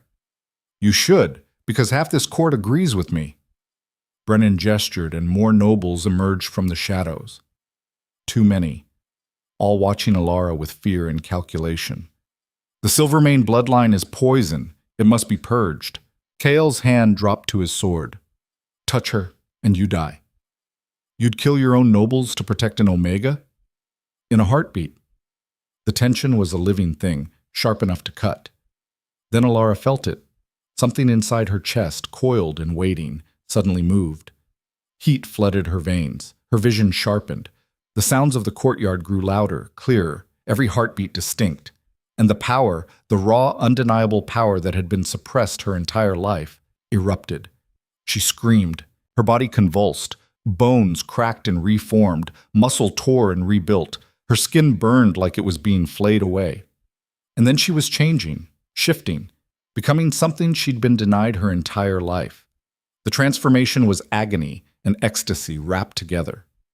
When it finally stopped, Alara stood on 4 legs, her body covered in silver-white fur that seemed to glow in the firelight. She was massive, easily twice the size of a normal wolf. Her claws were black as obsidian. Her eyes blazed gold. Alpha, pure, undeniable, terrifying. The courtyard was silent. Then slowly, one by one, the wolves began to bow. Not to Kael, to her. The first wolf to bow was a young guard she didn't recognize. He dropped to one knee, head lowered, exposing his throat in the ultimate sign of submission. Then another, and another. Like dominoes falling, the wolves in the courtyard bent beneath the weight of her presence. Alara stood frozen in her wolf form, her massive silver body trembling. Her mind was chaos, too many sensations, too much power, everything too sharp and too loud and too much.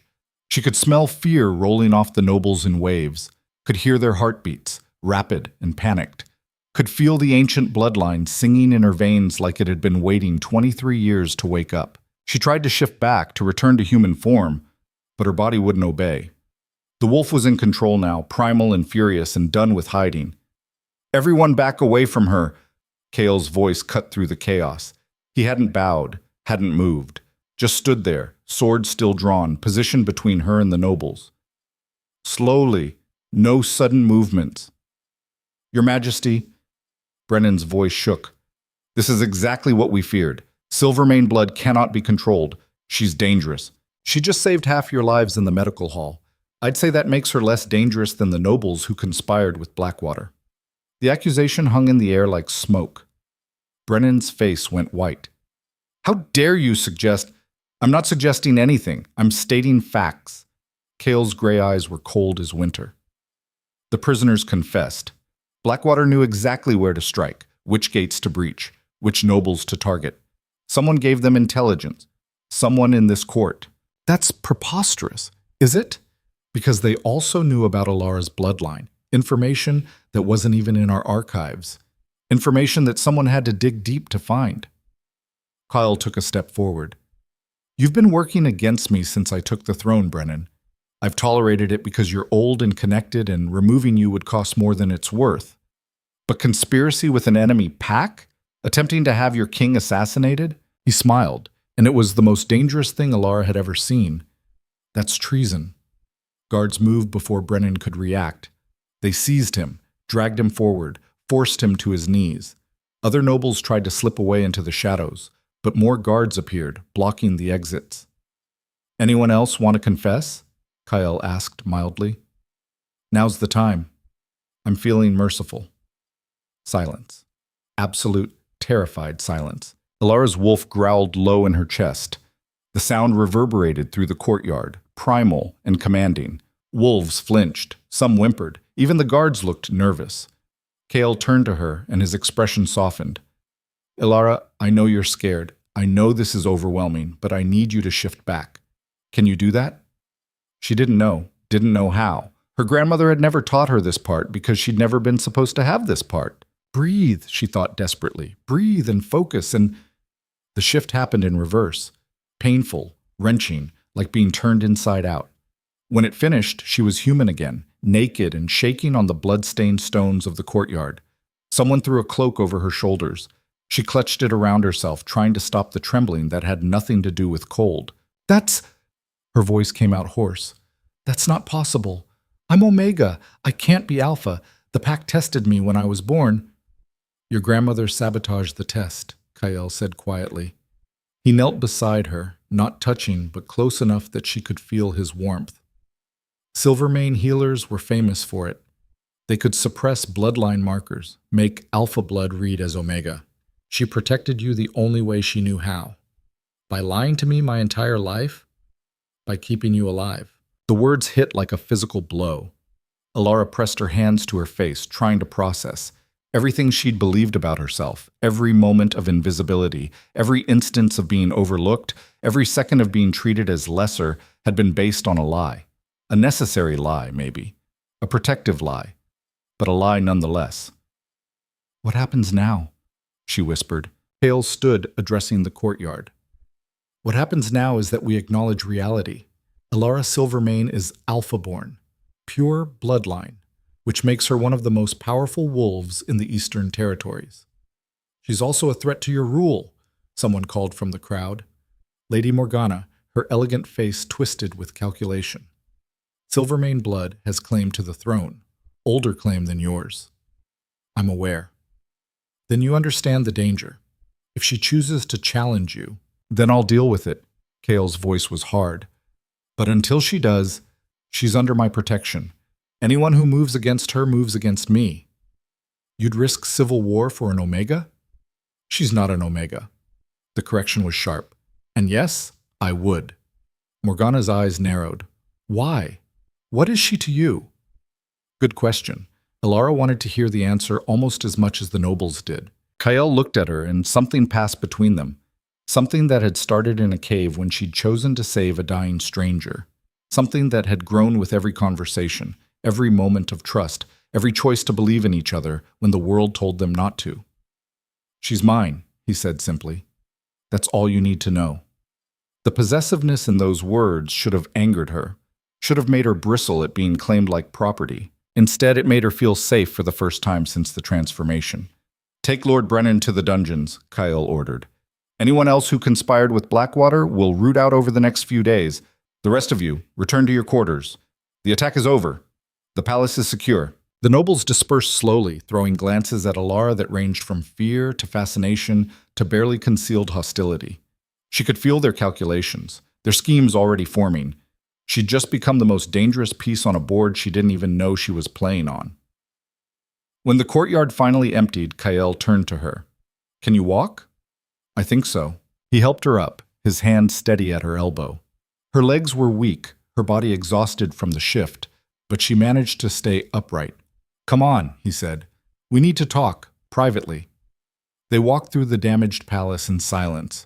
Servants were already working to repair the destruction, boarding up broken windows, clearing debris, treating the wounded. Everyone they passed bowed low. To Kael, certainly, but also to her. It felt wrong, uncomfortable, like wearing someone else's skin. Kael led her to his private chambers, a massive suite in the palace's highest tower. The door closed behind them with a heavy thud, and suddenly they were alone. Truly alone, for the first time since the cave. "Sit," Kael said, gesturing to a chair near the fireplace. "Before you fall down." She collapsed into it gratefully. He poured 2 glasses of something amber and strong-smelling, pressed one into her hands. "Drink. It'll help." She drank. The liquid burned going down, but he was right. It helped. The trembling eased. Her mind cleared slightly. Kael sat across from her, his expression unreadable. "How do you feel?" "Like my entire life was a lie." "Not a lie. A disguise." "Same thing." "No, a lie is meant to deceive. A disguise is meant to protect." He leaned forward, elbows on his knees. "Your grandmother loved you. Everything she did to keep you safe. You understand that, right? I understand she made me believe I was nothing when I was actually—" She gestured helplessly. "Whatever this is." "Powerful. You're powerful, Alara, more than you realize." "I don't feel powerful. I feel terrified." "Good. Fear keeps you sharp." He echoed his own words from days ago. "But fear doesn't have to control you." She met his gaze. "What do you want from me?" "What do you mean?" "You defended me, protected me, made me yours in front of the entire court." She set down the glass. "Why? And don't say it's because I saved your life. That debt was paid the moment you brought me here." Kael was quiet for a long moment. Then, "Do you know why my grandfather killed the Silvermanes?" "You said he feared them." "He feared them because they were different. They didn't believe in the strict hierarchy that governed wolf society. In Silvermane packs, Omegas could challenge for leadership. Betas could refuse alpha commands. Power was earned through merit, not birth." His expression was distant, remembering. "My grandfather saw that as chaos, as threat to the natural order, so he destroyed them." "And you?" "I think he was wrong." Kael stood, moving to the window. Outside, the city sprawled beneath them, damaged but defiant. "I've spent my entire reign trying to reform the system, trying to give wolves opportunities based on ability instead of bloodline. But every step forward, the nobles push back. They want things to stay the way they've always been. Because change threatens their power." "Exactly." He turned back to her. "You represent that change, Alara. You're proof that the hierarchy isn't natural. It's artificial, maintained through lies and suppression and violence. Your existence challenges everything they believe." "So I'm a symbol." "You're more than that." He crossed to her, crouched down so they were eye level. "You're brilliant and brave and stubborn as hell. You saved my life when you had every reason to let me die. You stood up to nobles who wanted to destroy you. You transformed in front of an entire hostile court and didn't break." His hand came up to cup her face. "You're not a symbol. You're a force." Her breath caught. "Kael, I want you to stay. Not just in the palace, but at my side. Help me rebuild this kingdom into something better. Something that doesn't destroy wolves like us." "Wolves like us?" "Wolves who don't fit, who see the cracks in the system and want to fix them instead of exploit them." His thumb brushed her cheekbone. "You could be my queen." The words hung in the air between them. Alara's heart hammered. "You barely know me." "I know enough. I know you're brave and smart and more resilient than anyone I've ever met. I know you challenge me in ways no one else dares. I know that when I thought I was dying in that ravine, the last thing I wanted was to die alone. And then you appeared. That's not a reason to make someone your queen. No. But this is. He leaned closer, his voice dropping. I'm falling in love with you. Have been since you told that cave not to let me die. Since you stood in front of the court and called them cowards. Since you transformed into something magnificent and terrifying and refused to break. His forehead touched hers. So yes, I barely know you, but I want to, for as long as you'll let me.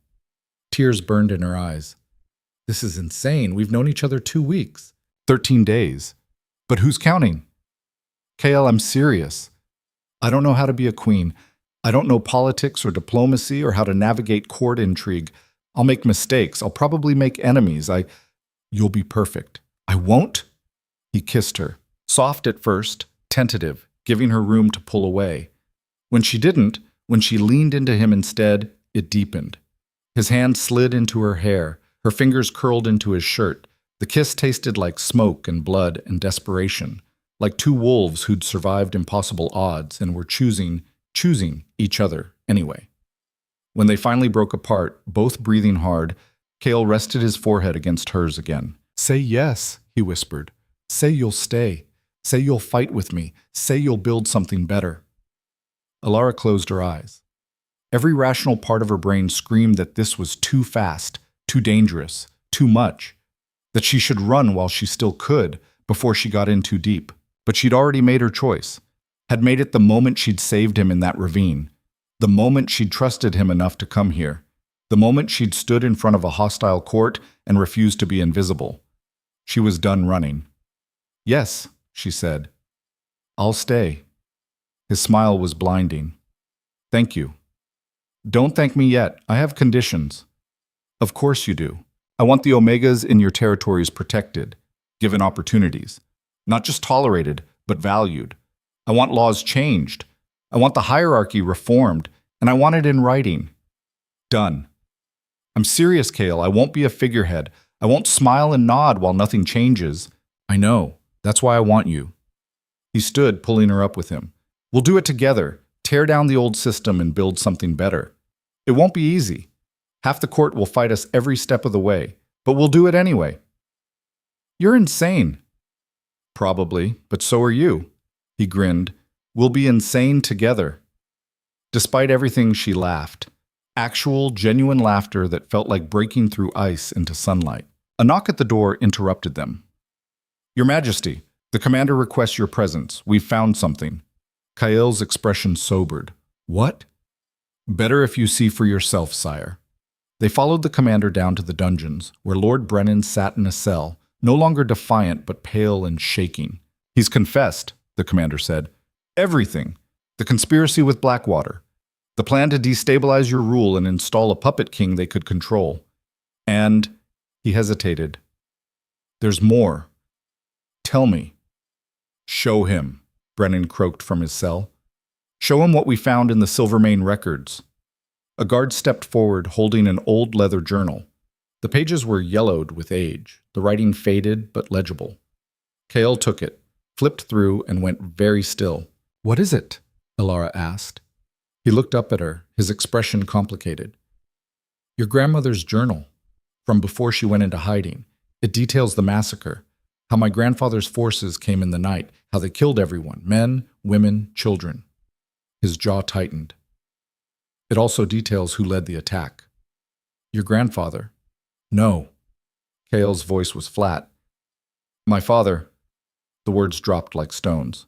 He was only 16 at the time, still training, but he led the strike force that killed the Silvermane Alpha and his family, personally, while my grandfather watched. Kale closed the journal. My father built his reputation on Silvermane blood. Alara felt cold. Why are you telling me this? Because you deserve to know. Because if we're going to do this, build something together, it has to be built on truth, not lies. He met her gaze. My family destroyed yours. I can't change that. Can't make it right. But I can acknowledge it. And I can spend the rest of my life trying to honor their memory by being better than my predecessors. She should hate him, should want revenge, should turn and walk away and never look back. Instead, she took the journal from his hands. Your family isn't you. You didn't choose what they did. You only choose what you do now. That's generous. No, it's practical. If I blamed you for your ancestors' sins, I'd have to blame myself for whatever the Silvermanes did before my grandmother. Guilt doesn't transfer through blood. She set the journal down. But responsibility for the future does. And you're right. We have to build this on truth. Kael nodded slowly. Then here's another truth. The nobles will never accept you easily. Some will plot against you, some will try to kill you. Being my queen doesn't make you safe. It makes you a target. I was already a target the moment I transformed. This is different. This is choosing to stand in the line of fire. I know. She straightened her shoulders. But I'm done being invisible. Done being safe. If standing in the fire means changing things for wolves like me, then that's where I'll stand. His smile was fierce and proud. Then let's burn it all down. The next morning, Kael called an emergency assembly. Every noble in the capital was summoned to the throne room, along with representatives from every pack in the Eastern Territories. Word had spread about the attack, about Alara's transformation, about the conspiracy. Everyone wanted to see what would happen next. Alara stood beside Kael's throne, wearing formal robes in silver and white, Silvermane colors. A deliberate choice, a statement. The throne room filled quickly. Hundreds of wolves, all watching her with expressions ranging from curiosity to hostility to fear.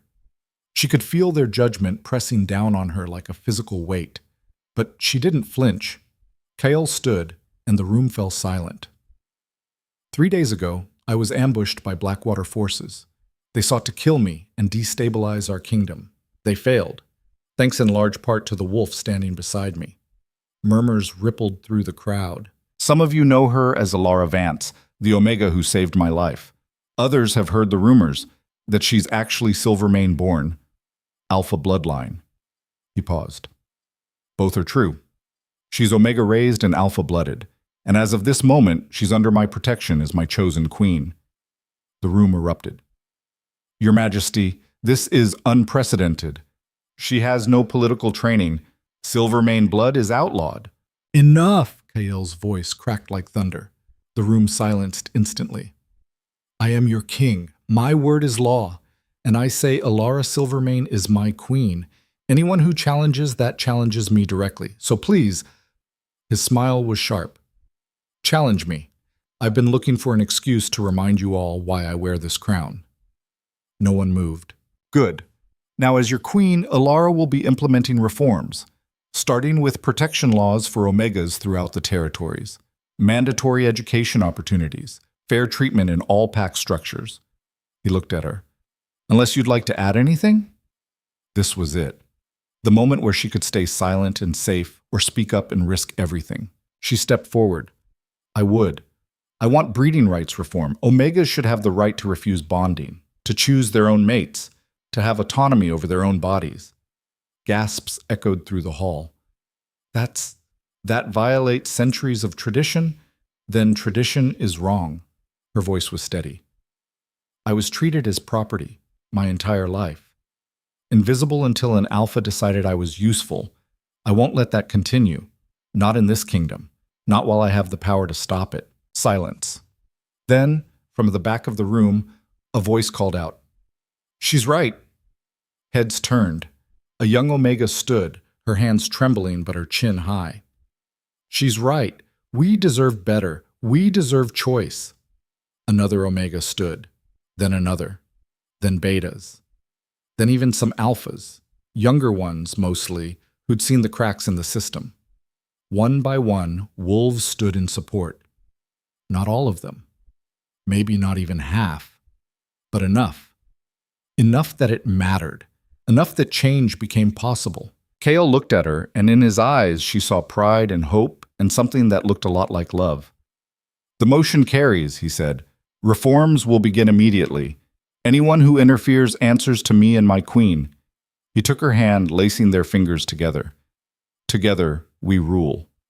The words echoed through the throne room, and for the first time in her life, Alara felt like she belonged. Not because someone gave her permission, not because she'd earned the right through suffering, but because she'd chosen to claim her space in the world, and the world, slowly, reluctantly, but inevitably, was bending to accommodate her. Later, as the assembly dispersed and the nobles filed out with varying degrees of acceptance and resentment, Kale pulled her aside. "You were magnificent," he said quietly. "I was terrified." "Same thing, usually." He touched her face. "Thank you for staying, for fighting, for being brave enough to stand beside me. Thank you for giving me a reason to." He kissed her then, in full view of anyone who cared to look. A claiming, a promise, a declaration that they were in this together, whatever came next. When they broke apart, Alara looked out over the city through the throne room windows. Somewhere out there were wolves who still wanted her dead. Nobles who would plot against her. Challenges that would test her in ways she couldn't imagine. But she wasn't alone anymore. Wasn't invisible. Wasn't the forgotten Omega at the edge of territory. She was Alara Silvermane, Queen of the Eastern Territories, Alpha-born and rising, and she was just getting started. The first assassination attempt came 3 weeks later. Alara was in the council chamber reviewing territory disputes when the window exploded inward. Glass shattered across the marble floor. A figure in black dropped through, blade already swinging for her throat. Her wolf reacted before her mind could process. She shifted mid-dodge, the transformation taking less than a heartbeat now. Her silver form blurred sideways. The assassin's blade cut air where her neck had been. 2 guards burst through the door, but Alara was faster. Her massive jaws clamped around the assassin's wrist. Bone crunched. The blade clattered to the floor. She threw him against the wall hard enough that the stone cracked. He slumped, unconscious. The guard secured him while Alara shifted back, breathing hard. Her hands shook slightly, not from fear, but from adrenaline, from the raw satisfaction of defending herself instead of running. "You all right?" Commander Thrace asked, appearing in the doorway with a dozen more guards. "Fine, just annoyed." She pulled on the robe someone offered. "That's the 3rd one this month. 4th, actually. We intercepted one 2 nights ago before he reached the palace." "Wonderful." She looked at the unconscious assassin. "Let me guess. Hired by nobles who don't like the reforms?" "Probably. We'll find out." Thrace's expression was grim. "Your Majesty, perhaps it's time to consider additional security measures." "I have additional security measures. They're called claws." She moved to the broken window, looking out over the city. "If I hide behind walls and guards, I'm telling them they've won, that I'm afraid. I won't do that." "Even if it costs your life?" "Especially then." She turned to face him. "My life only matters if I use it to change things. What's the point of surviving if nothing gets better?" Thrace studied her for a long moment. Then he bowed, deeper than protocol required. "You're a good queen, Your Majesty. Better than most of us deserve." "I'm really not. I'm just stubborn." "Same thing, usually." She smiled despite herself. "Where's Kael?" "Meeting with the Outer Pack representatives should be done within the hour. Tell him I'm fine when he inevitably panics." "Will do." After Thrace left, Alara stood alone in the damaged council chamber. The assassin's blood stained the floor. The broken window let in cold autumn air. Everything was a mess. She'd never been happier. Because messy meant she was doing something. Meant the old powers were scared enough to want her dead. Meant change was happening whether they liked it or not. She just had to survive long enough to see it through. The door opened. She expected another guard, but it was Mira. Her old friend from Shadow Ridge looked different now. Clean clothes, better fed, standing straighter. Alara had sent for her 2 weeks ago, offered her a position in the palace. Mira had accepted immediately. "Heard there was excitement," Mira said dryly. "You couldn't just have a boring afternoon?" "Where's the fun in that?" "Most people define fun as not getting attacked by assassins." "I'm not most people." "No kidding." Mira crossed the room, carefully avoiding the blood. "You really okay?" "Yes. Honestly, it was sloppy. He telegraphed the attack so badly I almost felt bad for him. Maybe they're sending worse assassins on purpose, testing your reactions." That was an unsettling thought. "Thanks for that mental image." "Just keeping you sharp." Mira's expression softened. "You've changed, Elle. Grown into this. I barely recognize you." "Good or bad?" "Good. Definitely good." She smiled. "The Omega who couldn't meet anyone's eyes is now a queen who stares down hostile nobles and wins. It's kind of amazing to watch." "I had good teachers." Alara moved away from the window. Speaking of which, how are the Omega education programs coming? Better than expected. We've got 50 enrolled in the capital, another 100 in the outer territories. Reading, mathematics, basic healing. Some of the younger ones are even interested in combat training. Are the alphas cooperating? Some are. Others are dragging their feet. But after you personally intervened in that dispute last week, the one where that alpha was beating his bonded Omega, word spread fast. They know you're not playing around. Alara remembered that intervention. The alpha had been drunk, violent, claiming pack law gave him the right to discipline his mate however he wanted. She'd walked into his den, transformed in front of him, and explained very clearly that pack law now answered to her law. And her law said anyone who raised a hand to their mate would answer to her personally. He'd prostrated himself and begged forgiveness. She'd granted it, once, with the understanding that there wouldn't be a second chance. Good, she said.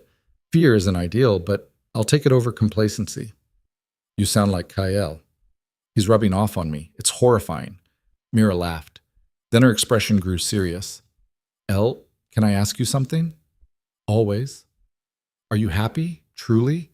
Because this life, the constant threats, the political maneuvering, the pressure, it's not what you dreamed of when we were in Shadow Ridge. I didn't dream of anything in Shadow Ridge. I just survived. Alara moved to the council table, tracing the carved map of the territories.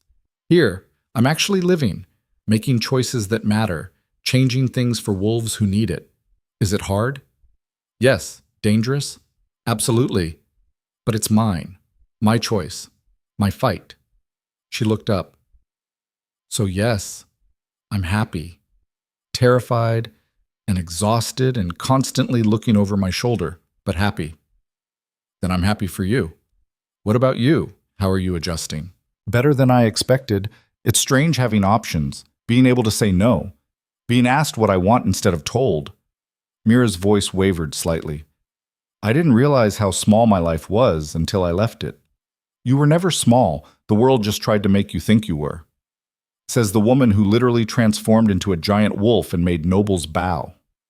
That was mostly accidental. Sure it was. They were still laughing when Kyle arrived, wild-eyed and frantic. He took one look at the broken window, the blood, Alara standing there unharmed, and crossed the room in 3 strides. You're okay. Not a question, a confirmation, like he needed to say it out loud to believe it. I'm fine. He was sloppy. I handled it. You shouldn't have to handle assassins alone. I wasn't alone. I had guards. She touched his face. Breathe. I'm fine. He pulled her into his arms, holding tight. She felt his heart hammering against hers, felt the fear he was trying so hard to control. One of these days, he said quietly, one of them is going to get lucky. Maybe. But not today. He pulled back to look at her. You're too calm about this. What do you want me to do? Panic? Hide?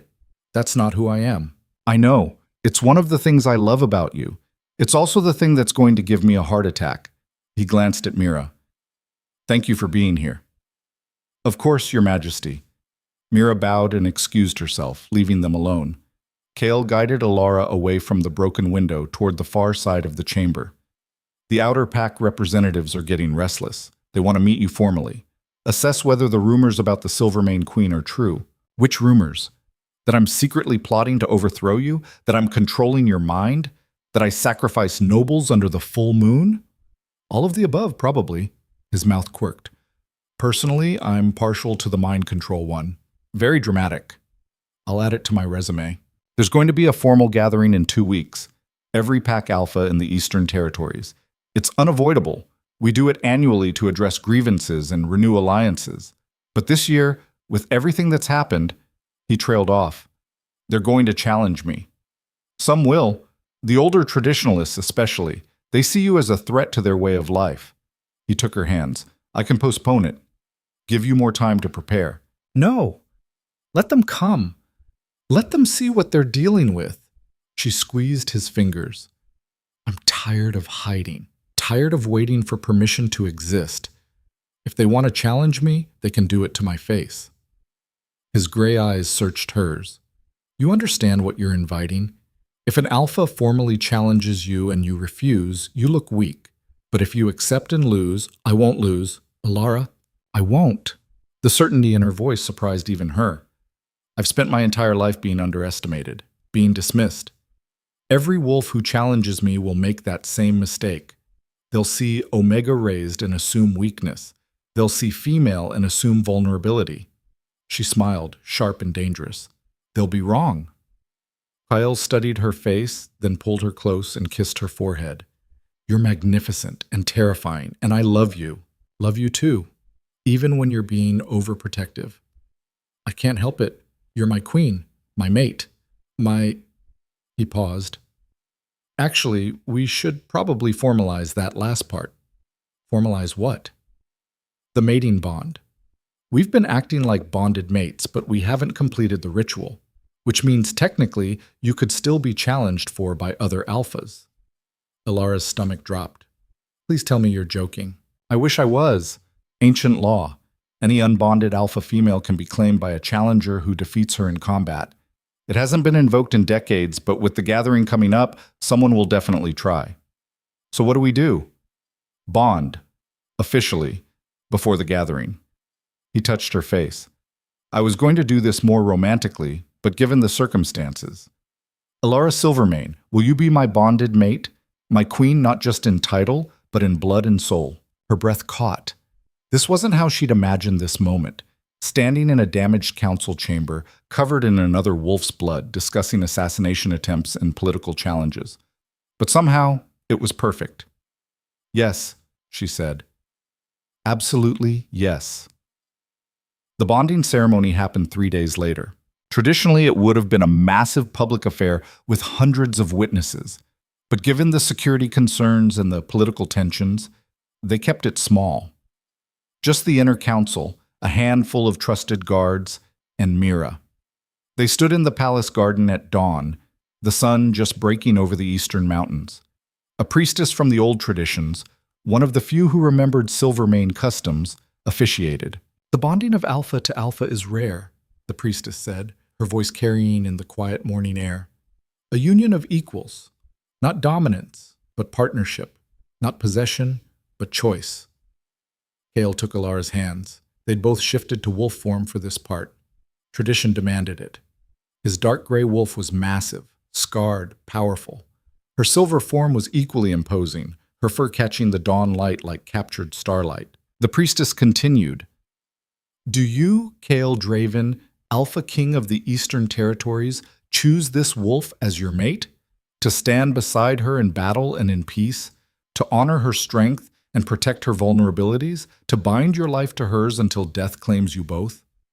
I do, Kyle said, the words rumbling from his wolf's chest. Do you, Alara Silvermane, last of your bloodline and queen of these lands, choose this wolf as your mate? To stand beside him in battle and in peace? To honor his strength and protect his vulnerabilities? To bind your life to his until death claims you both? I do. Then by blood and bone, by moon and earth, I bind you.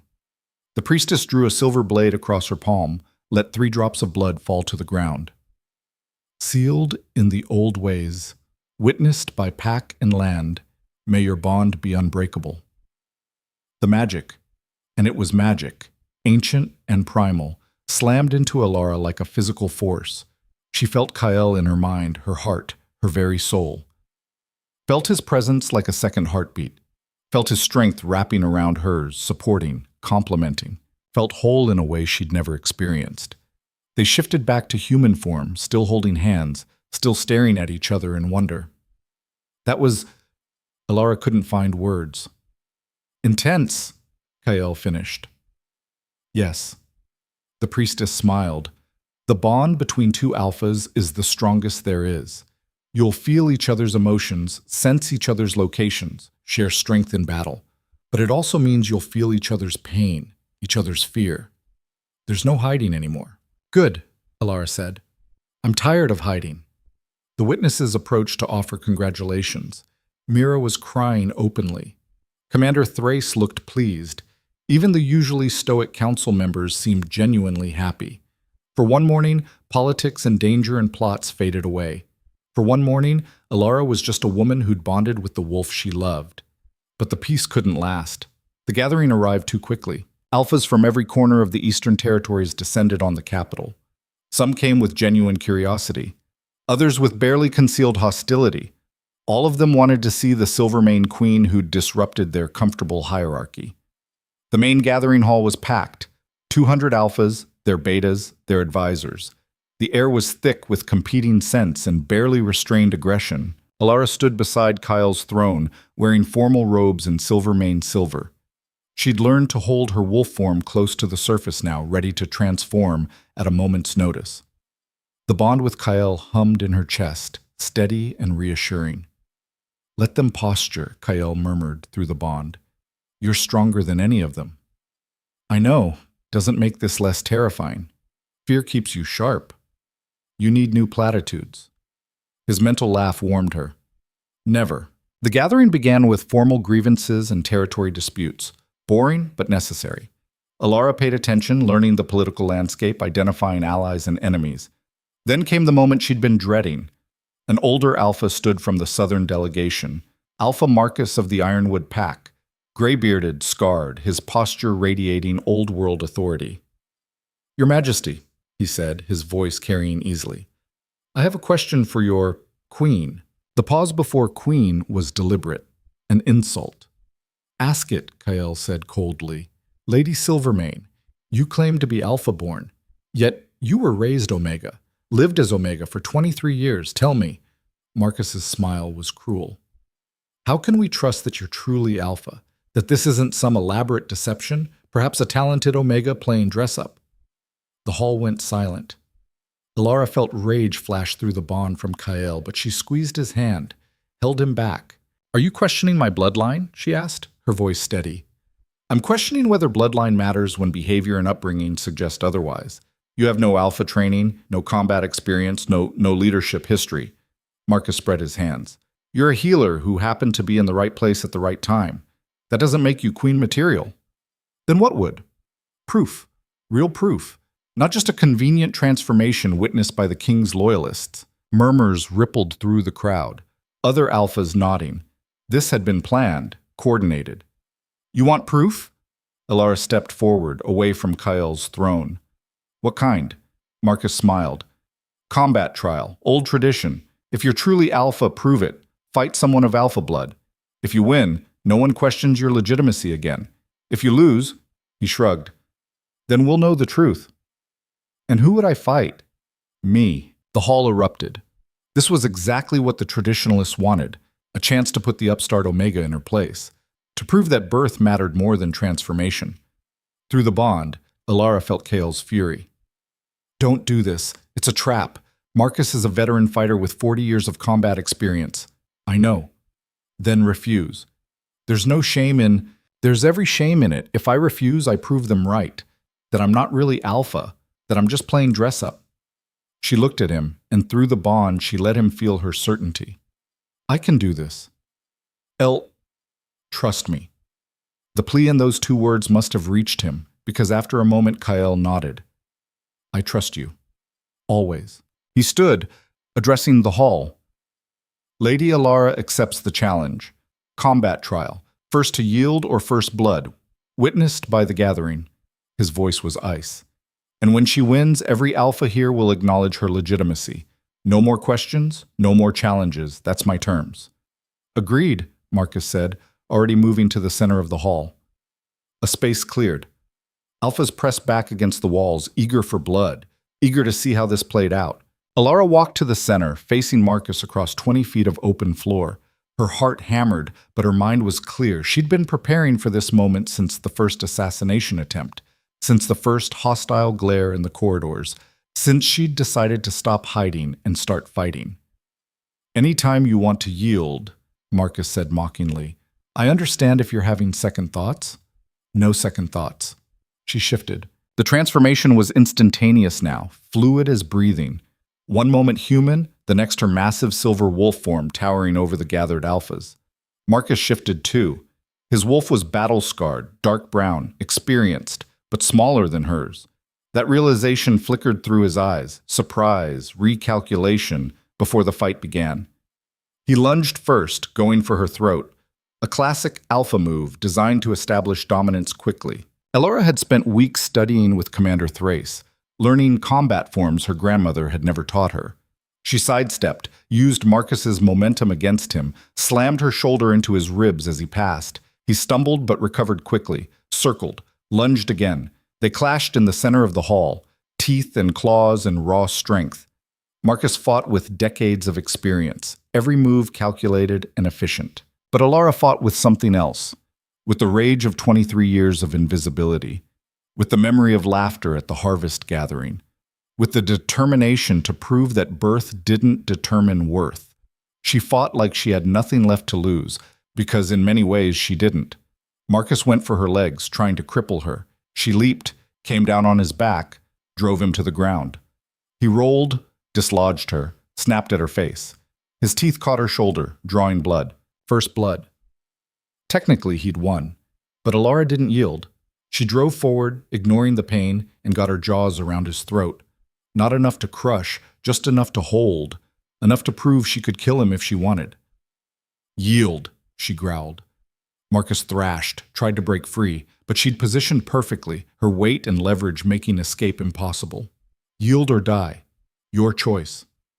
For a long moment, Marcus fought, pride and ego warring with survival instinct. Then his body went limp. Submission. Elara released him and stepped back. Both of them shifted to human form, breathing hard, bloodied. First blood was mine, Marcus said, wiping his mouth. But the victory is yours. You fight like Alpha-born. He bowed, deep and genuine. I acknowledge your legitimacy, Queen Elara. The hall was silent. Then one by one, the other Alphas bowed. Some reluctantly, some with genuine respect, but all of them bowed. Elara stood in the center of the hall, covered in blood and sweat, and felt the weight of their acknowledgement settle over her like a crown. She'd done it, proven herself, claimed her place not through birthright or luck, but through sheer determination and will. Kael crossed to her, his expression fierce and proud. That was incredible. That was terrifying. Same thing. He pulled her close, not caring about the blood or the watching Alphas. You're magnificent, and mine. Yours, she agreed, and you're mine. The gathering continued for 3 more days, but the tone had shifted. Alphas who'd been hostile now approached with cautious respect. Territory disputes that had seemed intractable suddenly found solutions. Alliances formed, and through it all, Elara worked. Negotiating, listening, learning, pushing her reforms forward inch by careful inch. By the time the gathering ended, she'd secured agreements from 40 packs to implement Omega education programs. 20 had agreed to breeding rights reforms. 10 were piloting new governance structures that gave voice to betas and omegas in pack decisions. It wasn't perfect, it wasn't complete, but it was progress. 2 months later, Elara stood in the throne room with Kael, reviewing reports from the outer territories. The reforms were working slowly, with resistance, but working. Omega literacy rates were climbing. Abuse reports were down. Wolves who'd been invisible their entire lives were starting to find their voices. We did it, Kael said quietly. You did it. We're doing it, she corrected. This isn't finished. Won't be finished in our lifetime, probably. But we started it. That's enough. Is it? It has to be. We can't fix everything. We can just make things better than we found them. He pulled her close. And you have. You've made things immeasurably better. She leaned into him, feeling the bond pulse warm and steady between them. I got a letter today from Shadow Ridge. Yeah? From Mira's sister. She says wolves are talking about the reforms, about the Omega Queen who changed everything. Some of the younger Omegas are asking questions, demanding better treatment. Elara smiled. They're using my name like a threat. Queen Elara wouldn't tolerate this. It's working. How does that feel? Surreal, terrifying, perfect. She looked up at him. Thank you. For seeing something in me when I couldn't see it myself. For giving me a chance. For standing beside me through all of this. I should be thanking you. You saved my life. Then you saved my kingdom. He kissed her softly. You're the best thing that ever happened to me. Even though I'm stubborn and reckless and constantly attracting assassins. Especially because of that. They stood together in the throne room, 2 wolves who shouldn't have survived, who'd found each other in a ravine and built a kingdom, on the ruins of the old order. Outside, the city sprawled beneath them. Inside, the bond hummed steady and true. Alara thought about the girl she'd been. Invisible, forgotten, convinced she was nothing. That girl would never believe where she'd ended up. But she'd gotten here anyway, through pain and transformation and sheer stubborn refusal to stay broken. What are you thinking? Kael asked. That I'm glad I saved you that night. Me too. And that if anyone had told me a year ago that I'd be queen, bonded to an alpha king, reforming an entire kingdom's power structure, I'd have thought they were insane. You are insane. That's why it worked. She laughed. Fair point. A knock at the door interrupted them. Commander Thrace entered, looking pleased. Your Majesties, delegation from the Western Territories. They want to discuss implementing your reforms in their region. They've heard the reports and... He smiled. They want Queen Alara to personally oversee the transition. See, Kael said, you're a force now. They're afraid not to change because they know you'll make them. Good, Alara said. Fear is better than complacency. She took Kael's hand and they walked toward the door together, toward more work, more challenges, more fights to make the world better than they'd found it. But this time, Alara walked with her head high and her wolf close to the surface. This time she walked as queen, as alpha, as someone who'd survived being broken and used that strength to rebuild herself into something unbreakable. She'd been the Omega nobody wanted, the wolf they'd laughed at, the girl who'd run into the wilderness with nothing but desperation and hope. Now she was the queen who changed everything, and she was just getting started. In the years that followed, the reforms spread. Omega rights became standard across the Eastern Territories. Education programs flourished. Wolves who'd been invisible their entire lives found opportunities, found voices, found power. There were setbacks. Resistance. More assassination attempts that Alara fought off with increasing skill. Political battles that lasted months. Nobles who would never fully accept the new order. But slowly, steadily, the world changed. And at the center of it all stood Alara and Kael, not as king and subordinate, but as equals, as partners, as two wolves who'd found each other in the darkness and used that light to burn down the old world and build something better. Years later, when historians wrote about the transformation of the Eastern Territories, they would point to the night Alara Silvermane transformed in the courtyard as the moment everything changed. But Alara knew better. The moment everything changed was earlier, in a cave. When a broken Omega looked at a dying king and made a choice to show mercy, to offer help, to believe that maybe, just maybe, the world could be different. That choice had changed everything, and she would spend the rest of her life honoring it.